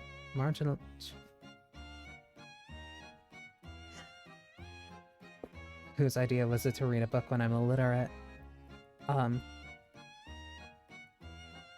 Bristling with post-its and wound with cramped marginalia, which represented the memoir that she had been working on for close to a decade. À la recherche du temps perdu, indeed. Unable to complete another novel, she had decided instead to write about the years she had spent taking care of her mother, who suffered from Alzheimer's. Now, looking at the pile of pages, she felt a quickening flush of panic at the thought of her own lost time, the confused mess she made of this draft, and the work that still needed to be done to sort it all out. What was she doing, wasting precious hours on someone else's story? She picked up the diary and, using the side of her thumb, started rifling through the pages. She wasn't reading. In fact, she was trying not to.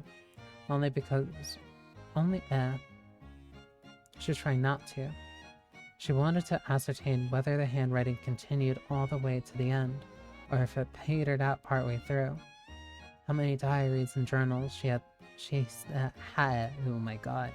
How many diaries and journals had she herself started and then abandoned? How many aborted novels languished in folders on her hard drive? But to her surprise, although the color of ink occasionally blended from purple to pink to black to blue and back to purple again, the writing itself never faltered, growing smaller, and if anything, even denser, straight through to the very last tightly packed page. The girl had run out of paper before she ran out of words. And then Ruth snapped the book shut and closed her eyes for a good measure to keep herself from cheating and reading the final sentence. But the question lingered, floating like a retinal burn in the darkness of her mind. What happens in the end?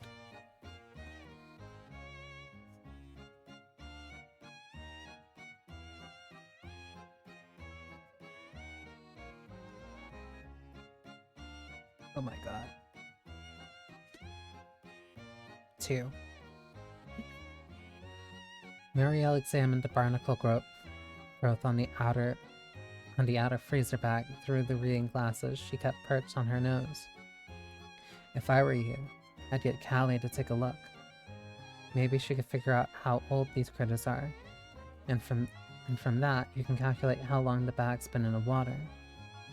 Oliver thinks that the leading edge of drift from the tsunami. It's the leading edge of drift from the tsunami, Ruth said. Marielle frowned. I suppose it's possible. Seems too quick, though. They're starting to see the lighter stuff washing up in Alaska and Tofino, but we're tucked back pretty far inland here. Where did you say you found it?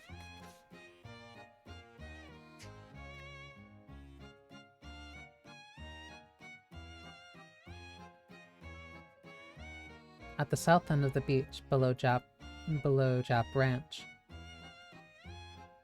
No one on the island called it by that name anymore, but Muriel was an old-timer and knew the reference. The old homestead, one of the most beautiful places on the island, once belonged to a Japanese family who were forced to sell when they were interned during the war. The property had changed hands several times since then, and now was owned by elderly Germans. Once Ruth heard the nickname, she stubbornly persisted in using it. As a person of Japanese ancestry, she said, she had the right, and it was important not to let New Age correctness erase the history of the island. Fine for you, Oliver said. His family had emigrated from Germany. Not so fine if I use it. It's hardly fair. Exactly, Ruth said. It wasn't fair. My mom's family were interned too. Maybe I could lodge a land claim on behalf of my people. That property was stolen from them.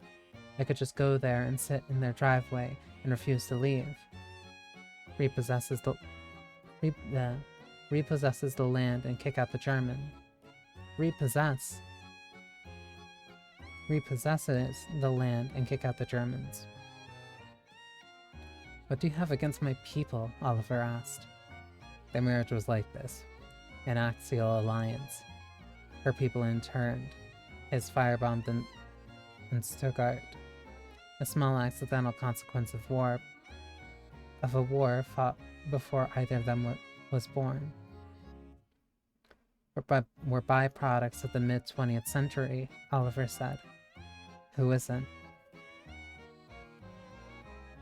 I doubt it's from the tsunami, Muriel said, placing the freezer bag back down on the table and turning her attention to the Hello Kitty lunchbox. More likely from a cruise ship, going up to the island passage, or maybe Japanese tourist. Pesto, who has been twining himself around Muriel's leg, now jumped up onto her lap and looked the swat at her heavy gray braid, which hung over her shoulder like a snake. The end of the braid was secured with a colorful beaded elastic, which Pesto found irresistible. He also liked her dangling earrings. Like the tsunami narrative, Ruth said, frowning at the cat. Muriel flicked the braid behind her back, out of the cat's reach, and then rubbed the white patch between his ears to distract him. She peered at Ruth over the top of her glasses. Bad idea. Shouldn't let your narrative preferences interfere with your forensic work. Also true. Muriel was a retired anthropologist who studied middens. She knew a lot about garbage. She was also an avid beachcomber and was the person who'd found the severed foot. She prided herself on her finds: bone fishhooks and lures, flint spearheads and arrowheads, and an assortment of stone tools for pounding and cutting. Most were First Nations artifacts, but also had a collection of old Japanese fishing floats that had detached from the nets across the Pacific and washed up on the island's shore. The floats were the size of large beach balls, murky globes blown from thick tinted glass. They were beautiful, like escaped worlds. I'm a novelist, Ruth said. I can't help it. My narrative preferences are all I've got. Fair enough, Muriel said. But facts are facts. And establishing the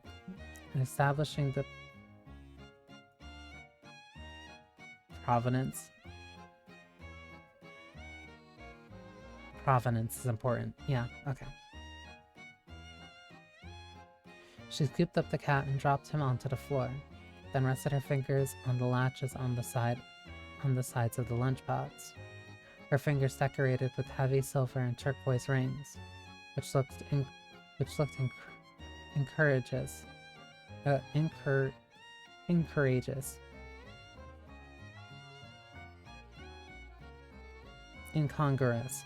next to Hello Kitty. May I, she asked, be my guest?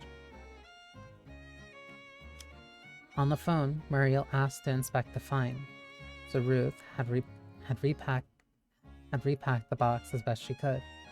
Now she felt a kind of tension in the air. but she wasn't sure where it was coming from. Something in the formality of Muriel's request, the solemnity of her attitude as she removed the lid, the way she paused, almost ceremonially, before lifting the watch from the box, turning it over and holding it to her ear. "It's broken," Ruth said. Muriel picked up the diary. She inspected the spine and then the cover. "Here's where you'll find your clues," she said, opening to a section somewhere in the middle. "Have you started reading it?" Watching Muriel handle the book, Ruth felt her uneasiness grow. "Well, yes, only the first couple pages. It's not that interesting." She took the letters from the box and held them out. "These seem more promising. They're older, and maybe more historically important than you think." Muriel laid down the diary and took the letters from Ruth's hand. "Unfortunately, I can't read them," Ruth added. "The handwriting looks beautiful," Muriel said, turning over the pages. "Have you shown them to Ayako?" Ayako was the young Japanese wife of an oyster farmer who lived on the island. "Yes," Ruth said, slipping the diary below the table and out of sight. "But she said the handwriting's hard even for her to read. And besides, her English isn't so good. She did decipher the dates, though. She said they were written in 1944 and 45. I should try to find someone older who was alive during the war." "Good luck," Muriel said. "Has the language really changed that much?" "Not the language, the people. Ayako said young people can't read complex characters or write by hand anymore. They've grown up with computers." Under the table, she fingered the blunt edges of the diary. One corner was broken, and the cloth-encased cardboard wiggled like a loose tooth. Had now worried this corner between her fingertips too. Muriel shook her head. "Right," she said. "It's the same everywhere.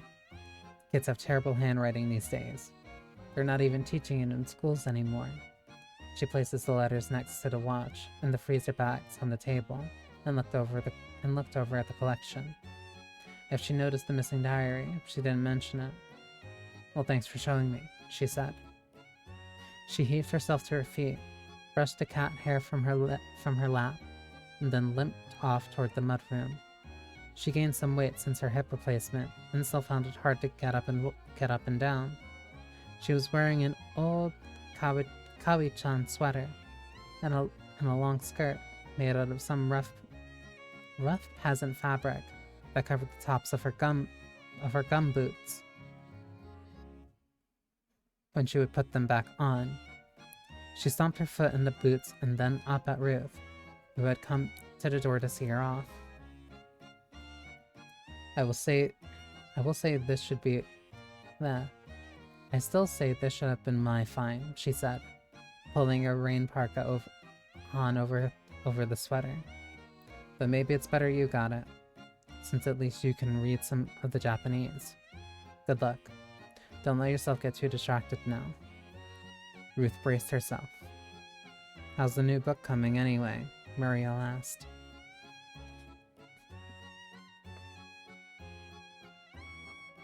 "3. At night, in bed, Ruth would often read to Oliver.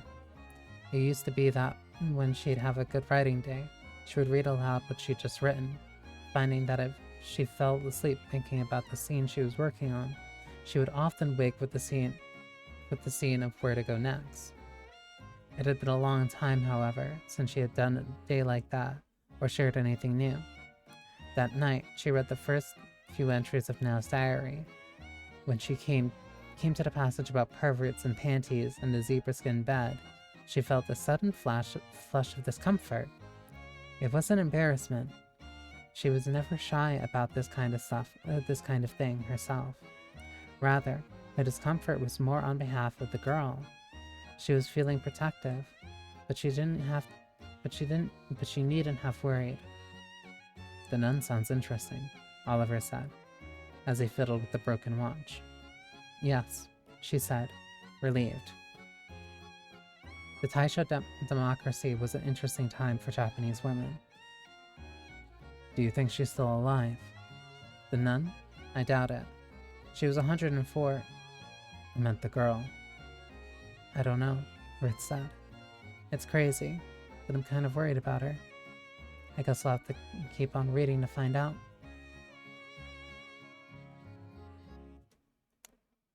And that is a good stop for right now, because ads are right about to start.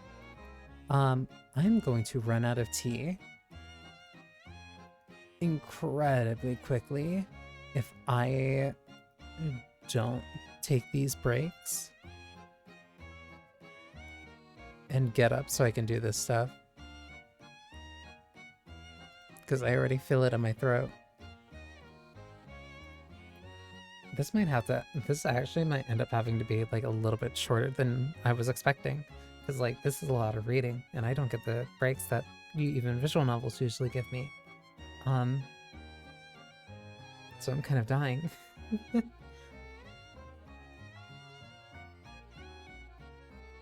So let me go get tea and I'll be right back and I'll figure out how I feel about this.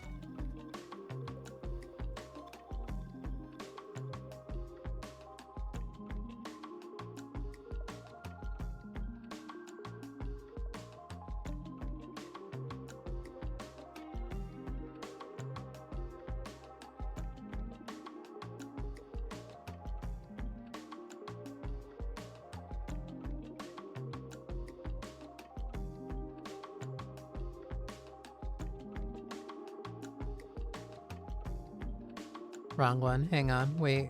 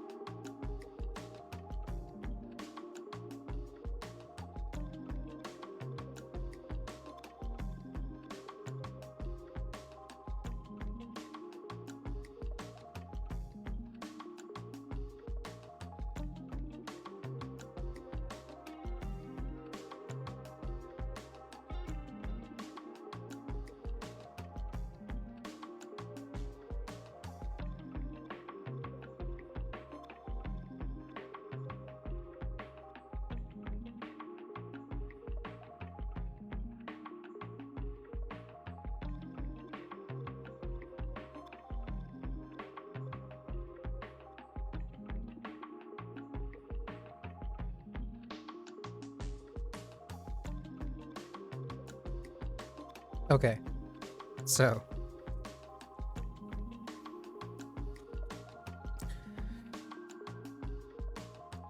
if I keep reading this book, I will die. Not that it's bad. No, I'm actually like really enjoying this. But hey, there's a reason that as a voice actor, I never had an interest in audiobooks.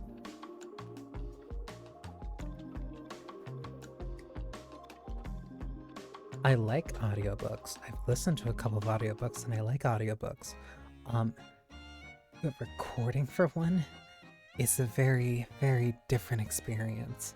And like, I can't really do I can't really do it.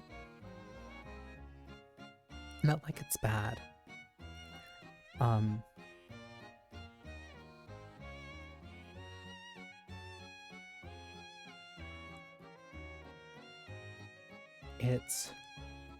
It is one thing to read. It is another thing to read aloud. And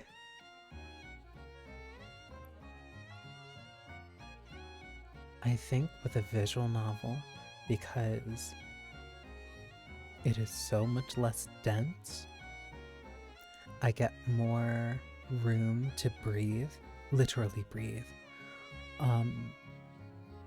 And that also gives my voice more of a chance to rest, whereas if I'm just reading a book straight out, that's kind of a lot. It's a lot of words per minute that all string together.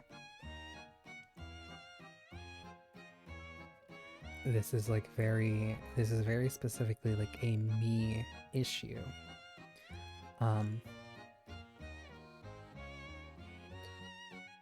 But it is drying up my throat, and I kinda need that.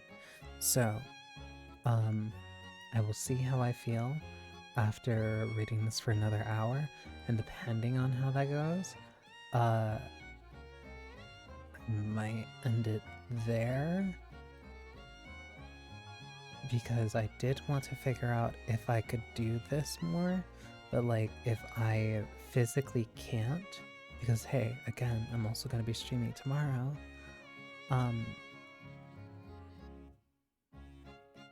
Then I either need to be able to plan for something like this a long time ahead, like to make sure that I'm not speaking at all for like the day after, or just figure out something. Because like, I think if I read this for 6 hours straight, my throat would explode.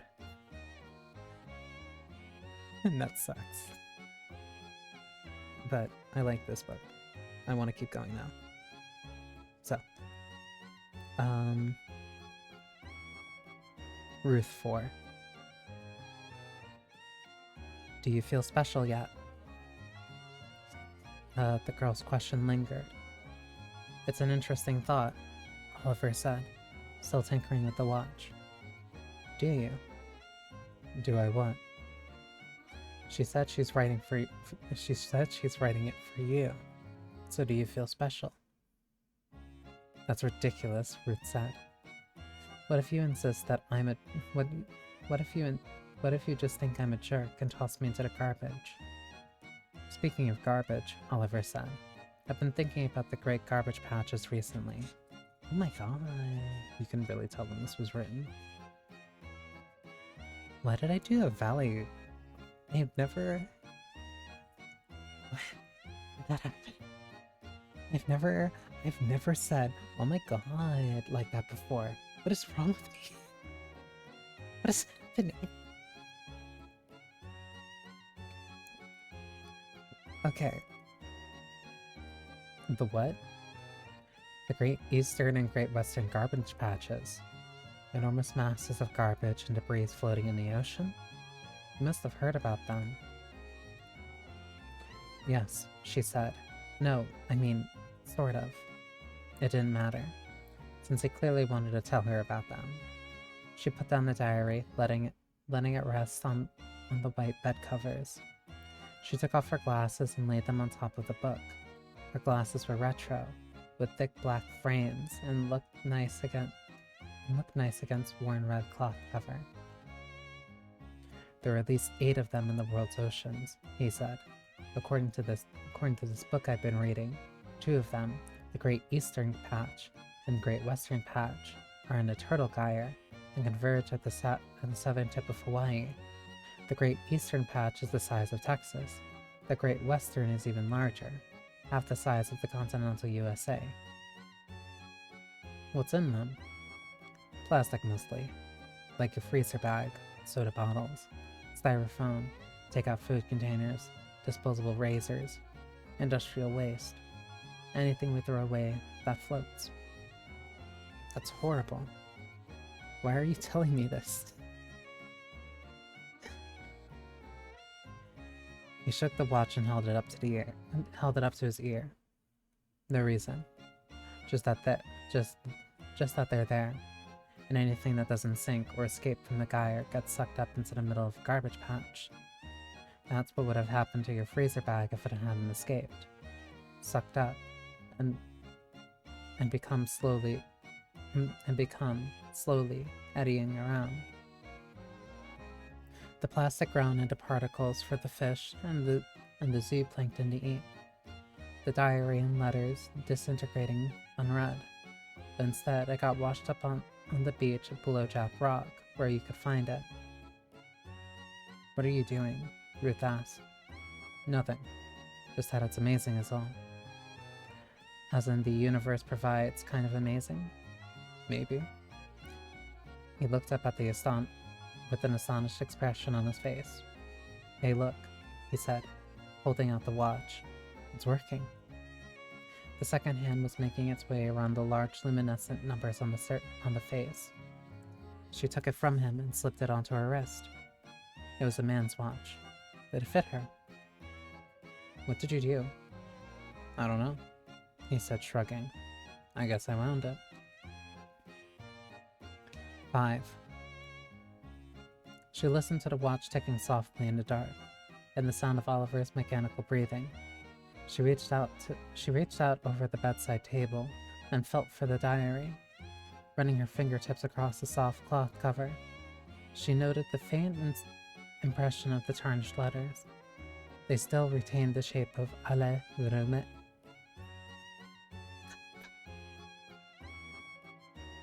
Ale recherche du tempus perdu. But they had evolved. No, that word implied a gradual unfolding, and this was sudden, a mutation or a rift. Pages ripped from their cover by some Tokyo crafter who retooled Proust into something altogether new. In her mind's eye, she could see the purple ink scripting sinuous lines into solid blocks of colored paragraphs. She couldn't help but notice and admire the uninhibited flow of the girl's language. Rarely had she succumbed to second thoughts. Rarely did she doubt a word, or pause to consider or replace it with another. There were only a few crossed out lines and phrases, and this too filled Ruth with something like awe. It had been years since she approached the pages with such certainty. I am reaching through time to touch you. Hi, Hunter. Oh my god. The diary once again felt warm in her hands, which she knew had less to do with any spooky quality in the book, and everything to do with the climate changes in her own body. She was growing accustomed to sudden temperature shifts. The steering wheel of the car that grew stickly and hot in her grip. The smoldering pillow, which she often woke to find the floor beside. Oh my god. Which she often woke to find on the floor beside the bed where she flung it in her sleep, along with the covers. as though to punish them for making her hot. The watch, by contrast, felt cool against her wrist. I'm reaching forward through time to reach you. You're reaching back to touch me. She held the diary through her nose again and sniffed, identifying the smells. One by one. The mustiness of an old book tickling her nostrils, the acrid tang of glue and paper, and then something else that she realized must be now. Bitter, like coffee beans, and sweetly fruity like shampoo. She inhaled again, deeply this time, and then put the book, no, not a schoolgirl's nice pure diary, back on the bedside table, still pondering how best to read this improbable text. Now claimed to have written it just for her, and while Ruth knew this was absurd, she had decided she would go along with the conceit. As the girl's reader, it was the least she could do. The steady ticking of the old watch seemed to grow louder. How do you search for lost time anyway? As she thought about this question, it occurred to her that perhaps a clue lay in the pacing. Now had written her diary in real time, living her days, moment by moment. Perhaps if Ruth placed herself by slowing down and not reading faster than the girl had written, she could more closely replicate Nell's experience. Of course, the entries were undated, so there were no way of really knowing how slow or fast they might have been. How slow or fast it might have been, but there were clues, the changing hues of ink, as well as shifts in the density or angle of the handwriting, which seemed to indicate breaks in time or mood. If she studied these, she might be able to break up the diary into hypothetical intervals, and even assign numbers to them, and then pace her reading accordingly. If she sensed the girl was on a roll, she could allow herself to read further and more quickly, but if it felt like the pace of the writing was slowing down, then she would slow her reading down too, or stop altogether. This way, she wouldn't end up with an overly compressed or accelerated sense of the girl's life in its unfolding. Nor would she run the risk of wasting too much time. She would be able to balance her reading of the diary with all the work she still needed to do on her own memoir. It seemed like a reasonable plan. Satisfied, Ruth groped for the book on the night table and slipped it under the pillow. The girl was right, she thought as she drifted off to sleep. It was real, and totally personal. 6.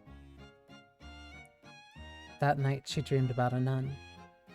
The dream took place on a mountainside, somewhere in Japan, where the shrill cries of insects broke the silence, and the nighttime breeds in the tall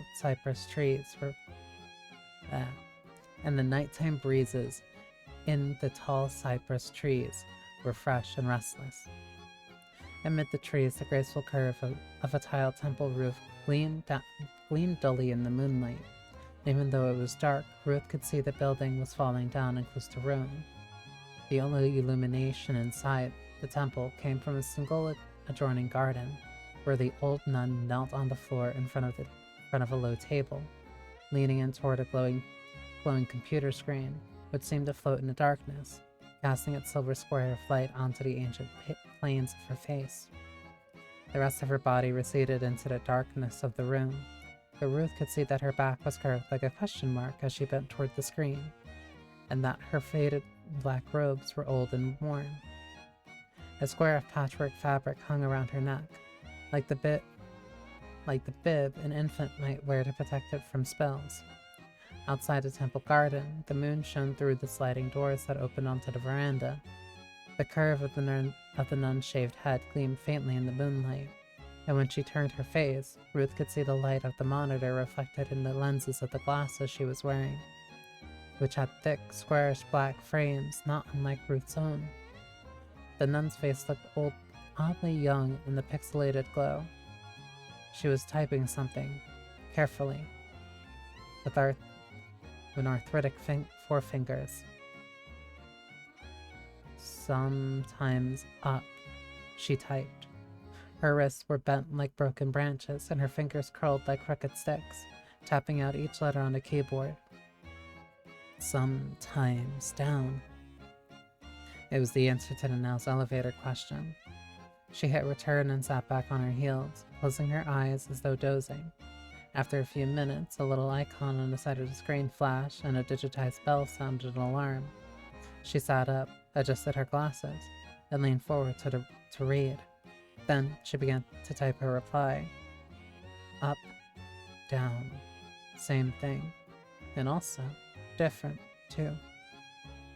She entered her text and sat back down to wait. When the bell sounded, she read the incoming message and nodded. She thought for a moment, rummaging her hand over her smooth head, and then she started typing again. When up looks up, up is down. When down looks down, down is up.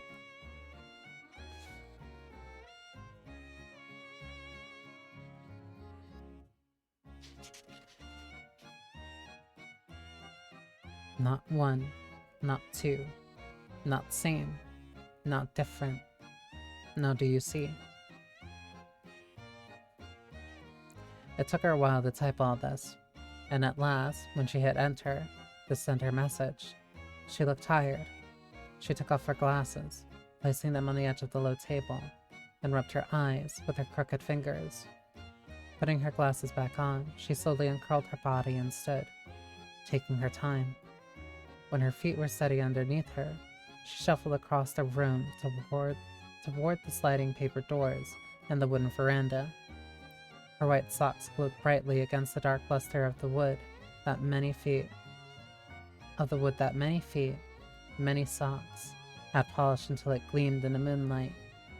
She stood on the edge and looked out at the garden, where old rocks cast long shadows, and the bamboo whispered.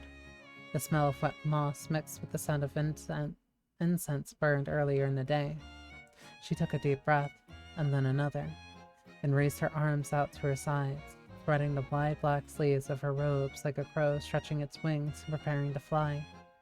She stood like this for a moment, perfectly still, then brought her arms together in front of her body and started swinging them back and forth, her sleeves flapping and filled with air. And just when it looked like she might take off, she appeared to change her mind, and instead reached around and clasped her fingers behind her, pressing them on into the small of her back and attempting to arch her spine. Skin tilted upward, she examined the moon. Up, down. The smooth skin on her shorn head caught the light. From a distance, where Ruth stood, it looked like two moons talking.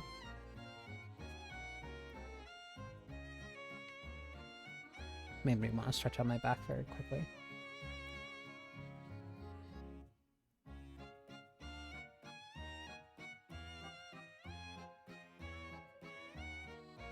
Okay. Now, again. Timing is everything. Somewhere, I read that men born between April and June are more likely to commit suicide than men born at other times of the year. My dad was born in May, so maybe that explains it. Not that he's succeeded in killing himself yet. He hasn't, but he's still trying. It's just a matter of time.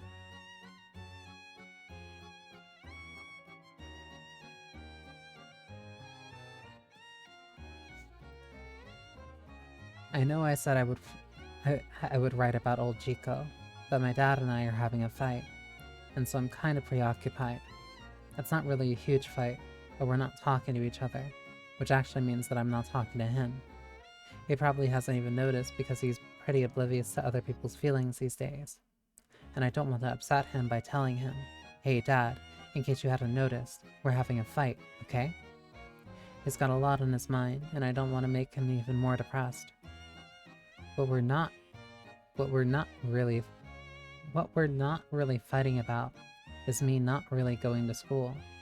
The problem is that I screwed up my high school entrance exams, so I can't get in anywhere good. So my only option is to go to some kind of trade school where the stupid kids go. Which is so not an opinion. I don't particularly care about getting an education. I'd much rather become a nun and go live with old Chico at her temple on the mountain. But my mom and dad said I have to graduate from high school first. So right now, I'm a Ronin, which is an old word for a samurai warrior who doesn't have a master. Back in feudal times, samurai warriors had to have lords or masters. The whole point of being a samurai was to serve a master. And when your master got killed or committed seppuku, or lost his castles in war, or something, that was it. Snap. Your raison d'etre was gone, and you had to become a Ronin, and wander around having sword fights and getting into trouble. These Ronin were scary dudes. Kind of like what the homeless guys living under the tarps in UNO Park might turn into if you give them really sharp swords. It's not true. It's not true. Obviously, I'm not a samurai warrior. And nowadays, Ronin just means a dummy who screws up her entrance exams and has to take extra classes at cram school and study at home while she works up enough enthusiasm and self-confidence to take the test again. Usually, Ronin have graduated from high school and are living with their parents while they try to get into university. It's pretty unusual to be a junior high school Ronin like me, but I'm old for my grade, and actually now that I'm 16, I don't have to go to school if I don't want to. That's what the law says anyway. The way you write Ronin is, I can't describe it. I can't describe the kanji. I'm sorry. Which the character for wave and the character for person. Which is pretty much how I feel. Like a little wave person, floating around on the stormy sea of life. It's not really my fault I screwed up in my entrance exams. With my educational background, I couldn't get into a good Japanese school no matter how much I crammed. My dad wants me to apply to an international high school. He wants me to go to Canada. He's got this thing about Canada. He says it's like America only with healthcare and no guns, and you can live up to your potential there and not have to worry about what society thinks or about getting sick or getting shot.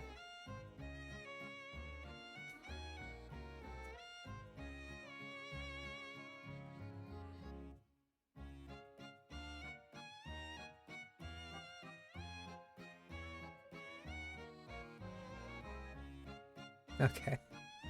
I told him not to sweat it, because I already don't give a rat's ass what society thinks, and I don't have enough potential to waste time worrying about. He's right about getting sick, or getting shot part, though. I'm pretty healthy, and I don't mind the idea of dying, but I also don't want to get mowed down by some freaky high school kid in a trench coat who's high on Zoloft and has traded in his Xbox for a semi-automatic. That gives you such a clear, vivid picture of like when this was made. I love that. I love that.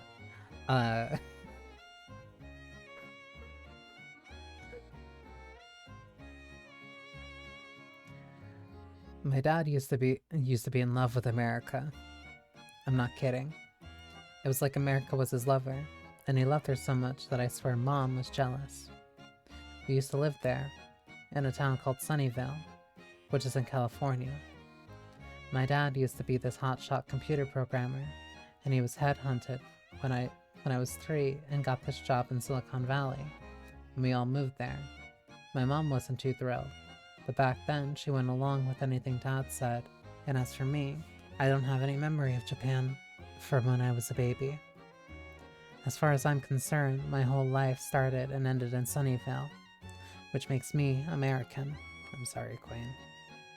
Mom said I didn't speak any English at first, but they stuck me in daycare with a nice lady named Mrs. Delgado, and I took to it like a fish to water. That's just the way kids are. My mom had a rougher time. She never got the hang of English or made many friends, but she was okay with it because Dad was making tons of money and she could buy really nice clothes.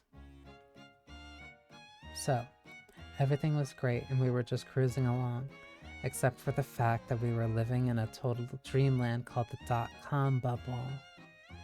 And when it burst, Dad's company went bankrupt and he got sacked.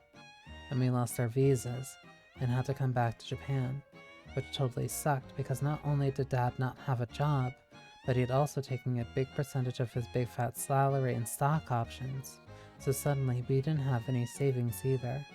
And Tokyo's not cheap. It was a complete bust. Dad was sulking around like a jilted lover, and Mom was grim and tight and righteous. But at least they identified as Japanese and still spoke the language fluently. I, on the other hand, was totally fucked because I identified as an American, and even though we always spoke Japanese at home, my conversational skills were limited to basic daily life stuff like where's my allowance and pass the jam, and oh please, please, please, please, don't make me leave Sunnyvale. In Japan, they have a special private catch-up schools for Kikoku Shoji. Kikoku Shijo. How did my voice do that? Kikoku Shijo. Kids like me. Repatriated children. Basically, children who may have been born in Japan, but ended up leaving the country for whatever reason. So they didn't grow up Japanese, and then for whatever reasons they end up going back to Japan. Fairly common, actually, especially around like that time. Usually a lot of it's work related.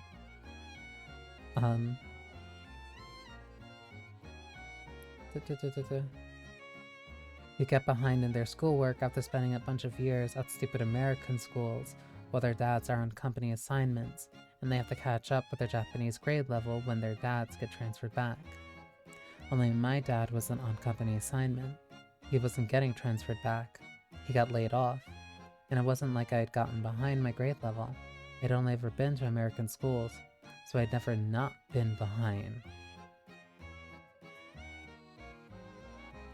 And my parents couldn't afford a fancy private catch-up school, so they ended up sticking me in a public junior high school, and I had to repeat half of the 8th grade because I was entering in September, which is the middle of the Japanese school year. Yeah.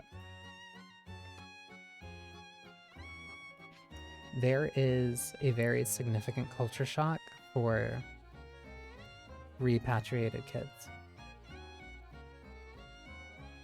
Purely due to a mix of both the differences in the schooling system, language, and culture.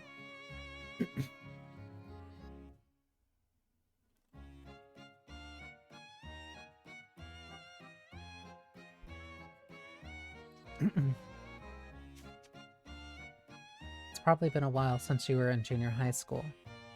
But if you can remember the poor loser foreign kid who entered your 8th grade class halfway through the year, then maybe you will feel some sympathy for me.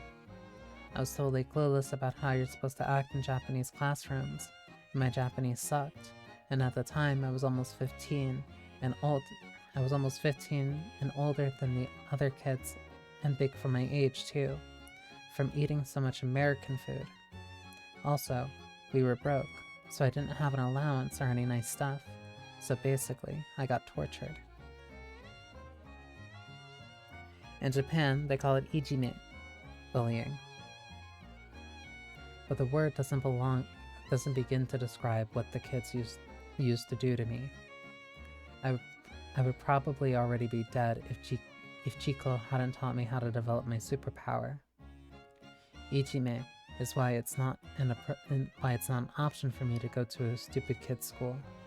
Because in my experience, stupid kids can be even meaner than smart kids because they don't have as much to lose.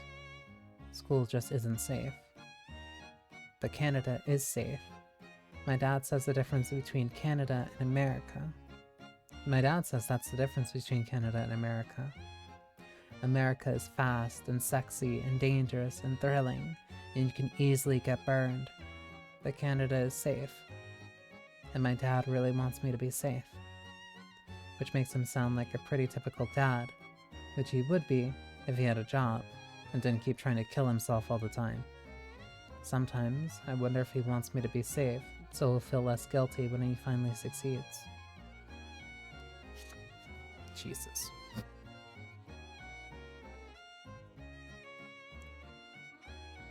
Three. The first time I tried was about a year ago. We'd been back from Sunnyvale for about 6 months, and we were living in this tiny 2-room apartment on the west side of Tokyo, which was the only thing we could afford because the rents were so crazy high, and the only reason we could even afford that place was because the landlord was supposedly a friend of Dad's from his university days and gave us a break on the key money. It was a truly disgusting apartment, and all of our neighbors were bar hostesses who never sorted their recycling and ate takeout bento from 7-Eleven and came home drunk with their dates at 5 or 6 in the morning. We used to eat breakfast and listen to them having sex. At first, we thought it was tomcats in the alley, and sometimes it was tomcats in the alley, but mostly it was the hostesses. Although you could never be certain because they sound so much alike. Scary.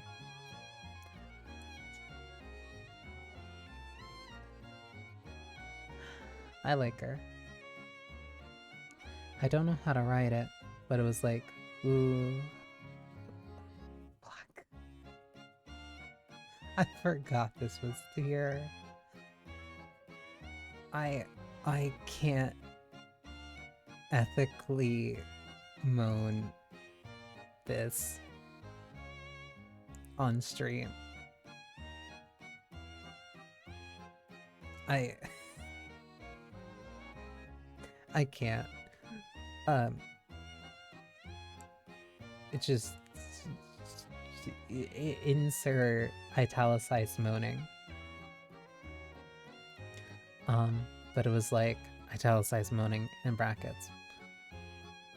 Like a young girl getting tortured by a sadist who was kind of mechanical and a little bit bored, but wasn't ready to stop either. My mom always pretended not to hear it, but you could see by the way the skin around her lips got really pale and tight, and she ate her toast in tiny bites that got thinner and thinner until finally she just put down the half-eaten crust and stared at it, that she could hear everything. She was tortured. Of course she could. You'd have to be deaf not to hear those stupid girls moaning and groaning and squealing like boiled kittens, with the sounds of their bare bottoms slapping up against our walls and bumping on our ceiling. Sometimes little clumps of dust and dead insects would drop from the fluorescent light fixture and land in my milk, and like, I wasn't supposed to say anything? My dad pretty much ignored it all too, except when there was a particularly enormous thump, and then he would lower his newspaper and look at me and kind of roll his eyes and quickly put the paper back up before Mom noticed and got mad at him for making me lose it and snort milk out of my nose. In those days, Dad was going out every day to try to find a job, so he and I would leave the apartment together in the morning. We used to leave early so we could take the long route. It was something we never had to talk about or plan. As soon as we were done with breakfast, he'd dump our dishes in the sink and brush our teeth, grab our stuff, and then head for the door. I think we just wanted to get away from Mom, who was emanating a pretty toxic vibe at the time in our lives. Not that Dad and I ever discussed it. We didn't, but we didn't want to be around it either. There was always that moment leaving the safety of our apartment's building and stepping out onto the street, when we kind of glanced at each other, then looked away. I'm pretty sure we were both feeling the same thing. Guilty about leaving Mom at home, and helpless about going out into the world we were unprepared for. That felt totally unreal. We both looked ridiculous, and we knew it. Back in Sunnyvale, Dad was cool. He used a bike to work in jeans and Adidas sneakers and carried the styling messenger bag.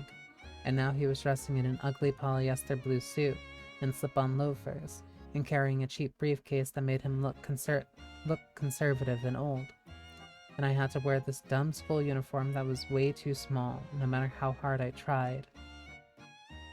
And no matter how hard I tried, I couldn't figure out how to make it look cute on me. The other girls in my 8th grade class were petite and managed to look super cute and sexy in their uniforms. But I just looked like a big old stinky lump, and I felt like one too. So when we left the apartment, it was this doomed, unreal feeling I remember more than anything else. Like we were bad actors in terrible costumes in a play that was guaranteed to tank, but we had to go on stage somehow. The long route took us through all these old neighborhoods and shopping streets, and finally past a tiny little temple in the middle of a bunch of ugly concrete office buildings. The temple was a special place. There was the smell of moss and incense, and sounds too. You could actually hear the insects and birds, and even some frogs, and you could almost feel the plants and other things growing. We were right in the middle of Tokyo. But when you got close to the temple, it was like stepping into a pocket of ancient humid air, which had somehow gotten preserved like a bubble in ice, with all the sounds and smells still trapped inside it. I've read about how the scientists in the Arctic, or the Antarctic, or somewhere really cold, can drill way down and take ice core samples of the ancient atmosphere that are hundreds of thousands of or even millions of years old. And even though this is totally cool, it makes me sad to think of those plugs of ice melting and releasing their ancient bubbles, like tiny sighs into our polluted 21st century air. Stupid, I know, but that's the way the temple felt like to me. Like a core sample of another time, and Jiko. And I really liked it. And I had told my dad so, and this was way before I even knew Jiko, or had spent the summer at her temple on the mountainside, or anything like that. I didn't even know she existed. You don't remember visiting her when you were a baby? No. We visited her at her temple before we went to America. I don't remember anything before we went to America. We walked up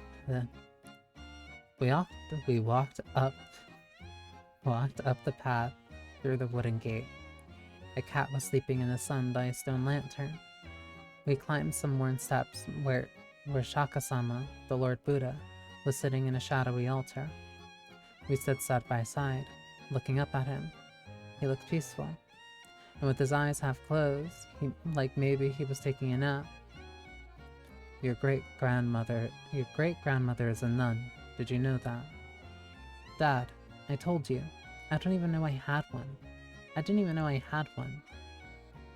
I clamped my hands together twice and bowed and made a wish, like Dad had showed me. I always wished the same things. That he would find a job, that he could go back to... that he would find a job, that we could go back to Sunnyvale. And if neither of those wishes panned out, then, at the least, that the kids at school would stop torturing me. I wasn't interested in great-grandmothers who were nuns back then. I was just trying to survive a day-to-day basis. After the temple, Dad would walk me to school, and we'd talk about stuff. I don't remember exactly what, and it didn't matter. The important thing was that they were being polite and not saying all the things that were making us unhappy, which was the only way we knew how to love each other. Oof. When we got near the gates of the junior high school, he'd slow down a little, and I'd slow down too. And he would look around to make sure nobody was looking. And then he would give me a quick little hug and kiss on top of my forehead. It was the most ordinary thing in the world, but it felt like we were doing something illegal. Like we were lovers or something. Because in Japan, dads don't generally hug and kiss their kids. Don't ask me why. They just don't. But we kissed and hugged because we were American. at least in our hearts. And then we'd step away really fast in case anyone was watching. You look really nice now, he said, staring over my head. And I'd study my shoes and say, yeah, you're looking good too, Dad. We were totally lying, but it was okay. And we walked the rest of the way, not saying anything, because if we even opened our mouths after telling each other big lies, the truth might come pouring out. So we had to keep our lips shut. But even if we couldn't talk frankly to each other, I still liked it that my dad walked me to school every morning, because it meant that kids couldn't start picking on me until after he waved goodbye and turned the corner.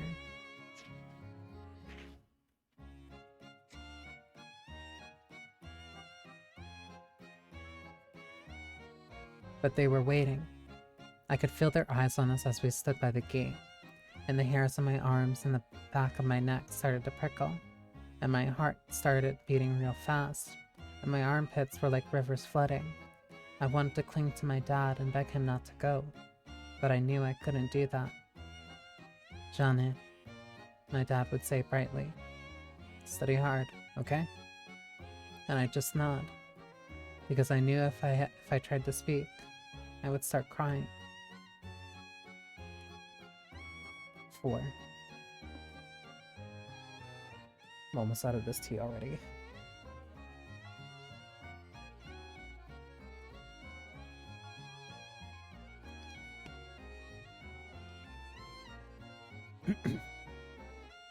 The minute he turned his back, they would start to move in.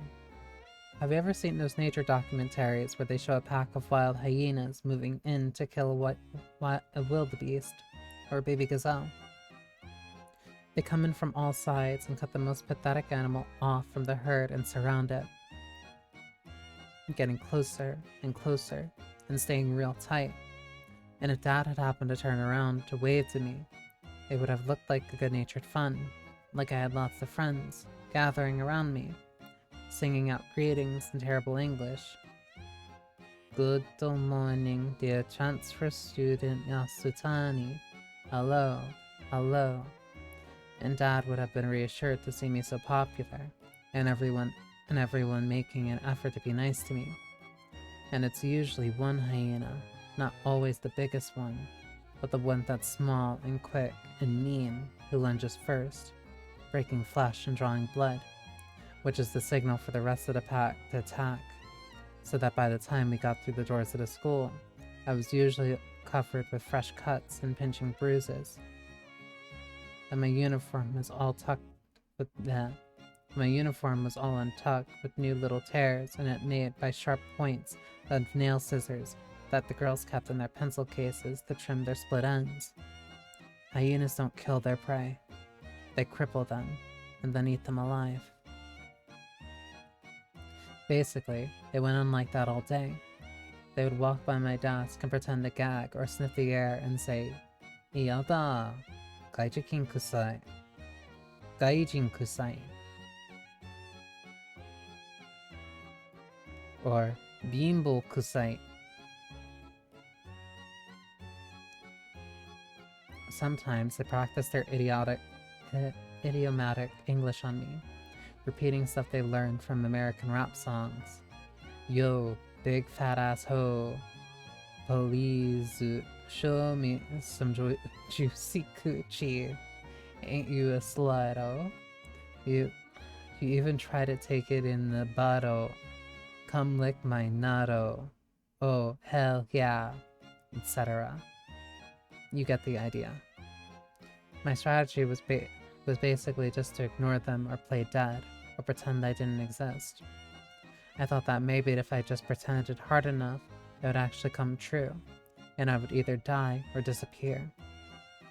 Or, at least, it would come true enough for my classmates to believe it and stop tormenting me. But they didn't. They didn't stop until they chased me home to our apartment, and I ran up the stairs and locked the doors behind me, panting and bleeding from lots of little places like under my arms or between my legs where the cuts wouldn't show. Mom was almost never at home at the time. She was into her jellyfish phase, and she used to spend all day at the invertebrate tank and city aquarium, where she would sit, clutching her old Gucci handbag, watching karage through the glass. I know this because she took me there once. It was the only thing that relaxed her. She had read somewhere that watching karage was beneficial to your health because it reduces stress levels. Only the problem was that there were a lot of other housewives who had read the same article, so it was always crowded in front of the tank, and the aquarium had to set out folding chairs, and you had to get there really early in order to get a good spot, all of which was very stressful. Now that I think about it, I'm pretty sure she was having a nervous breakdown at the time, but I remember how pale and beautiful she had looked with her delicate profile against the watery blue tank, and her bloodshot eyes followed the drift of the pink and yellow jellyfish as they floated by, like pulsing pastel-colored moons, trailing their long tentacles behind them. 5. This was our life right after Sunnyvale, and it seemed to go on forever, although it was actually only a couple of months. And then one evening, Dad came home and announced he'd been hired at this new startup that was developing a line of empathetic productivity software, and he was going to be their chief programmer. And even though his salary was a tiny fraction of what he'd made in Silicon Valley, at the very least, it was a job. It was a miracle.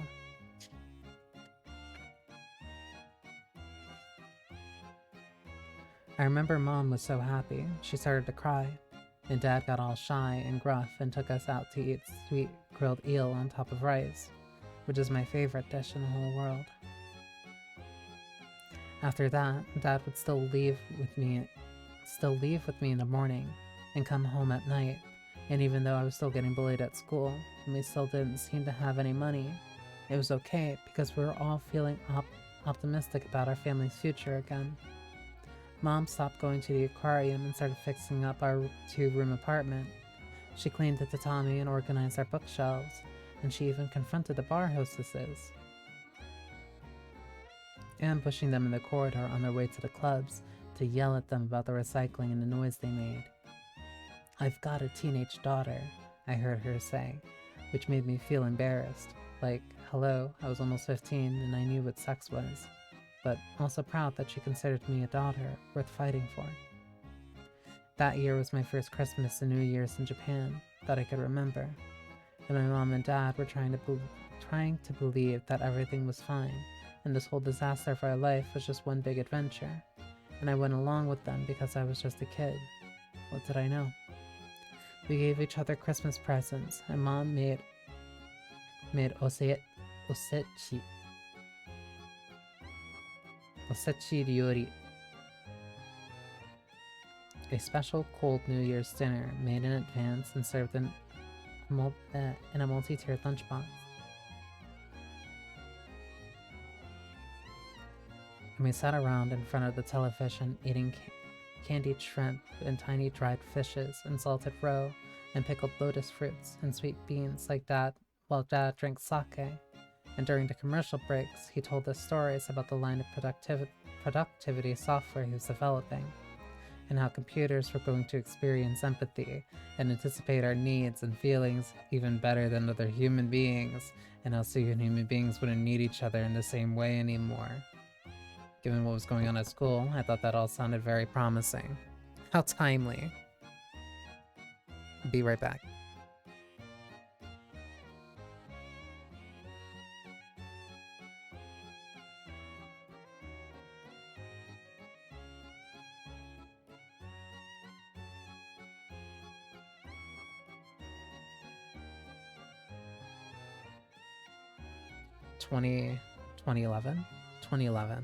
In 2011 empathetic productivity software. Let me look at this again.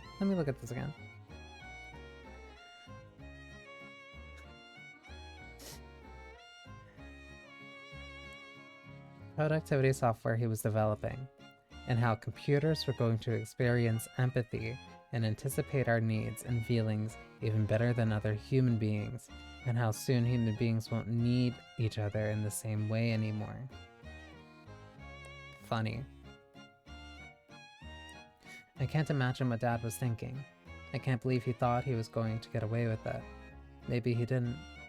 Maybe he didn't think at all, or maybe he was already so crazy he really believed his own stories.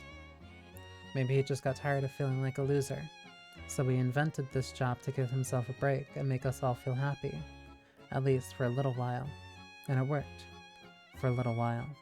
But soon, he and my mom started arguing at night. First gently, and then more and more intensely. It was always about money. Mom wanted him to hand over his weekly pay to her so she could manage it. That's the way it's done in Japan. The husband gives the wife all the money, and she gives him an allowance that he can spend on beer and pachinko and whatever he wants, while she hangs on to the rest to keep it safe. And Mom had good reason for wanting to do it the Japanese way. When we went to America, Dad insisted on doing it the American way, where the man of the house makes all the big financial decisions. But as it turned out, what with the business of the stock options, the manly American way turned into a disaster. Mom wasn't about to let anything like that happen again. So she was insisting he turn over his pay, and he was insisting that he deposit it all in a high-yield blah blah blah account. Occasionally he'd hand her a stack of 10,000 yen bills, but that was it, and they would have gone on like this for longer, only Dad got careless, and a couple of days before my 15th birthday, Mom found the stubs from the OTB in his pocket and confronted him, and instead of confessing he'd been lying, he went out and sat in the park, getting smashed on vending machine sake, and then went to the train station and bought a platform ticket and jumped in front of the 12:35 Shinjuku-bound Cho Rapid Express. Luckily for him, the train had already started slowing down at its approach destination, and the conductor saw him wobbling at the edge of the platform and was able to slam on the emergency brakes in time. It just missed him. It ran over that stupid briefcase of his. The station police came and hauled Dad up off the tracks and arrested him for causing a disturbance and interfering with the timely operations of the transit system. But since it was unclear if he jumped or if he was drunk and stumbled, instead of putting him in jail, they released him into Mom's custody. Mom went to pick him up at the police station, brought him home in a cab, and put him into a bathtub, and when he came out, damp and a little bit sober, he said he was ready to confess everything. Mom told me to go into the bedroom, but Dad said I was old enough to know what kind of man my father was. He sat in front of us at the kitchen table, with his fingers white and clenched together, and admitted that he had made the whole thing up. Instead of going to work as a chief programmer, he had been spending his days on bench in Ueno Park, studying the racing form and feeding the crows. He said he had sold his old computer peripherals to raise some cash, which he used to bet on horses. Occasionally he would win, and he would hold back some of the cash to bet again, and the rest he brought home to Mom. But recently he had been losing more than winning, until finally his cash was all gone.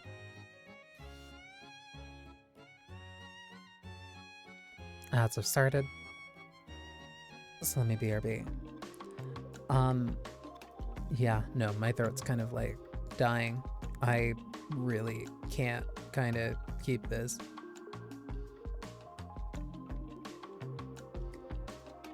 So I think I'll finish this section, and then I think I'll have to read out, because like my throat will not survive if I keep reading this. We will have finished at least, we'll have gotten through 53 pages, while the book is 403. 400, I think, if you don't count the epilogue. But that's just me kind of flipping through the pages.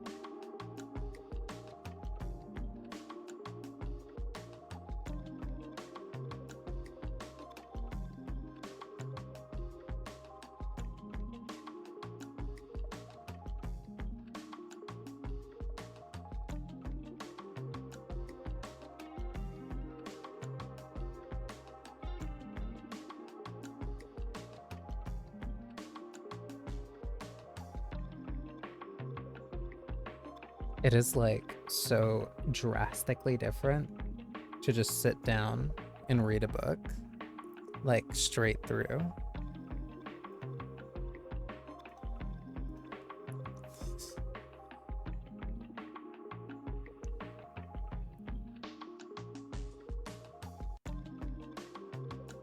I still like this. It's just that I cannot read this aloud. I'd be able to read this a lot better if I didn't have to read it aloud.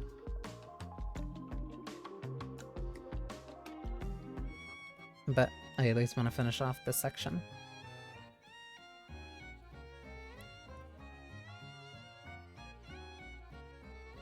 I wonder how audiobook recording sessions are scheduled. Okay, here, I get to complain about one of my least favorite ways of least favorite versions of voice acting work. These are also general rules. Typically, sometimes some things are different, but like when it is open contract, or just like, hey, usually a publisher or like some type of distributor will say, hey, we want this as an audiobook.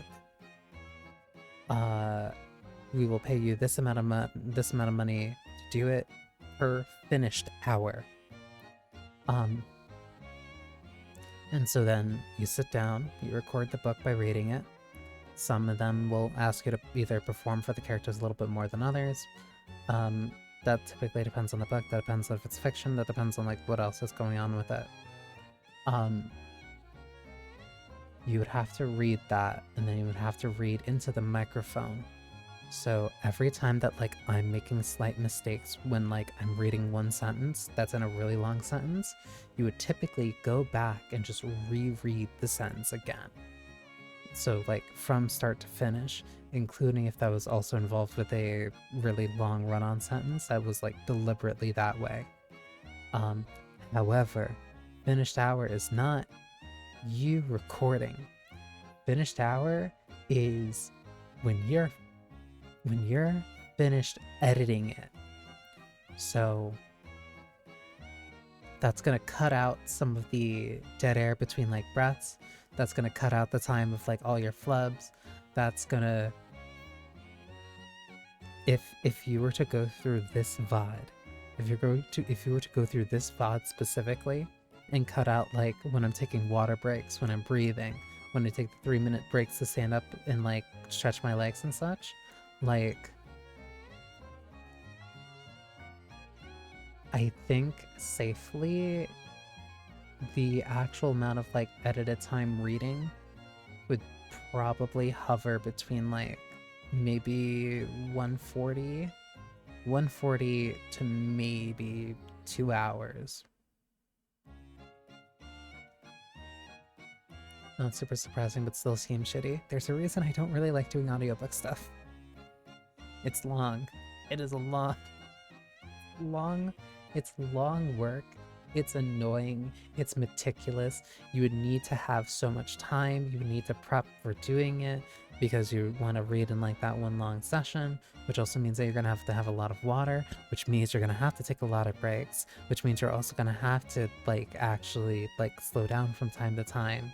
And then, hey, if you also just run into words that you're unfamiliar with, you have to figure out how to pronounce it, because usually they don't give you any type of pointer, and then they will get back to you later saying, oh, hey, you pronounced this thing wrong, could you reread the entire sentence again? And it's like, maybe. As much as I enjoy audiobooks, I've enjoyed a couple of audiobooks. There's been some that I really like because of like the performances and other things a part of it, but like doing that work myself, fucking hate it. Absolutely hate it. And usually the pay is not even that good either.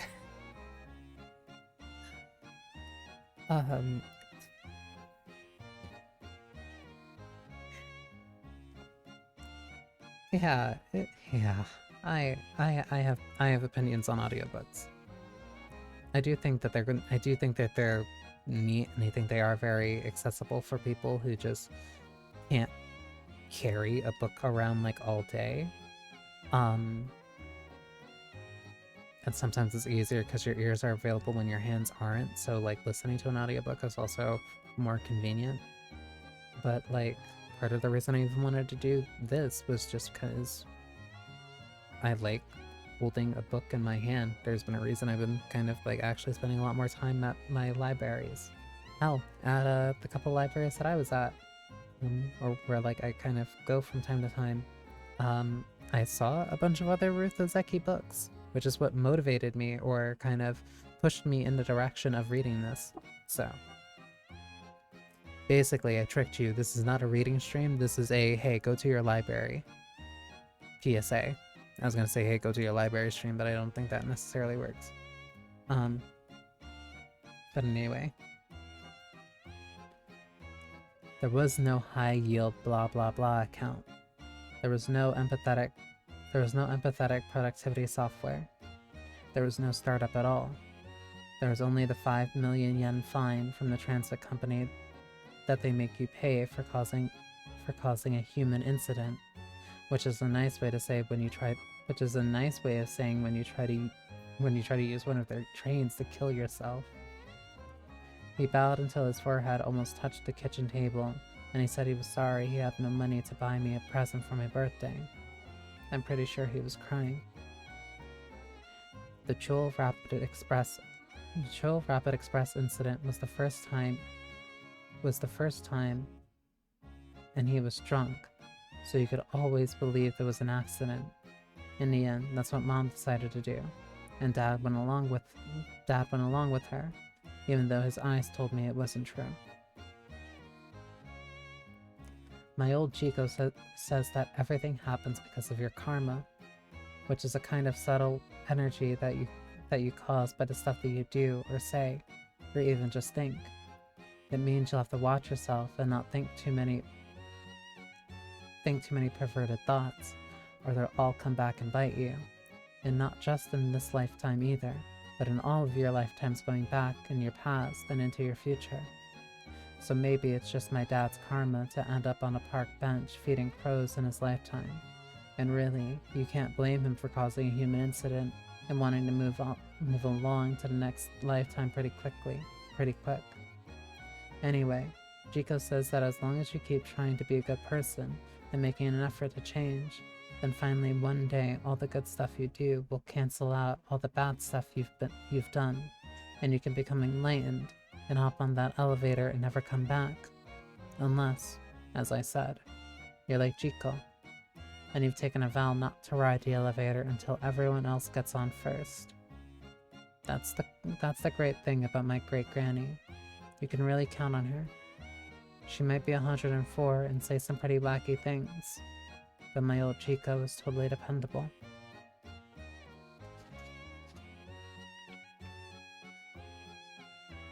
And that would lead into the start of the next Ruth section at page 54. I like this book. I tried to read it a couple of years ago, but I just couldn't find the time, really. I was kind of in between doing a lot of other different things, so I just did not have the ability to like really read it consistently, which sucks because I like that book. I hope me kind of reading it in the way that I read it kind of showed that I liked it. Shocker, I really like the way that Now speaks. Maybe it's because I still speak like her. Maybe because I still speak like a goddamn 16-year-old Japanese girl in 2011. But I'm not going to take that as a complaint. Hell, I think that means I'm stepping towards something. But yeah, I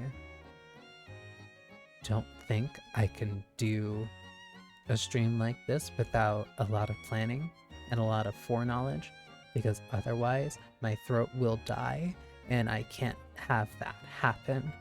And especially if I'm planning on doing a long stream the day after, or like a normal stream, not really long, but like a normal 6-hour stream, which is kind of long now that I think about it, but you get the point. But I cannot do that. I cannot do that. I cannot do that while I'm doing after reading like for an incredibly long time. Um, but it is fun. I do like reading, so I think really the best thing that I can kind of do is stick with visual novels for time to time. Because I feel like that's a good enough kind of middle ground.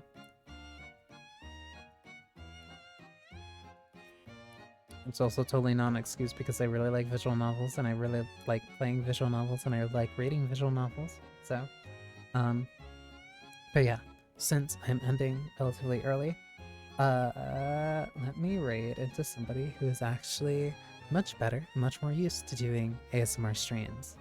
Um, Also because I typically end earlier than him, I don't really get a chance to. Let's raid in to catch up.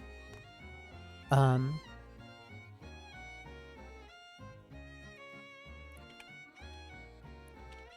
so yeah, thank you for spending time with me. My throat is dying.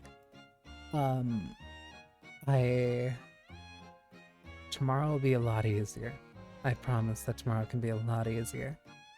That is going to be me playing Wanderstop. And I hope that I can also make that a little bit more interesting for various different reasons. So, uh, thank you for spending time with me.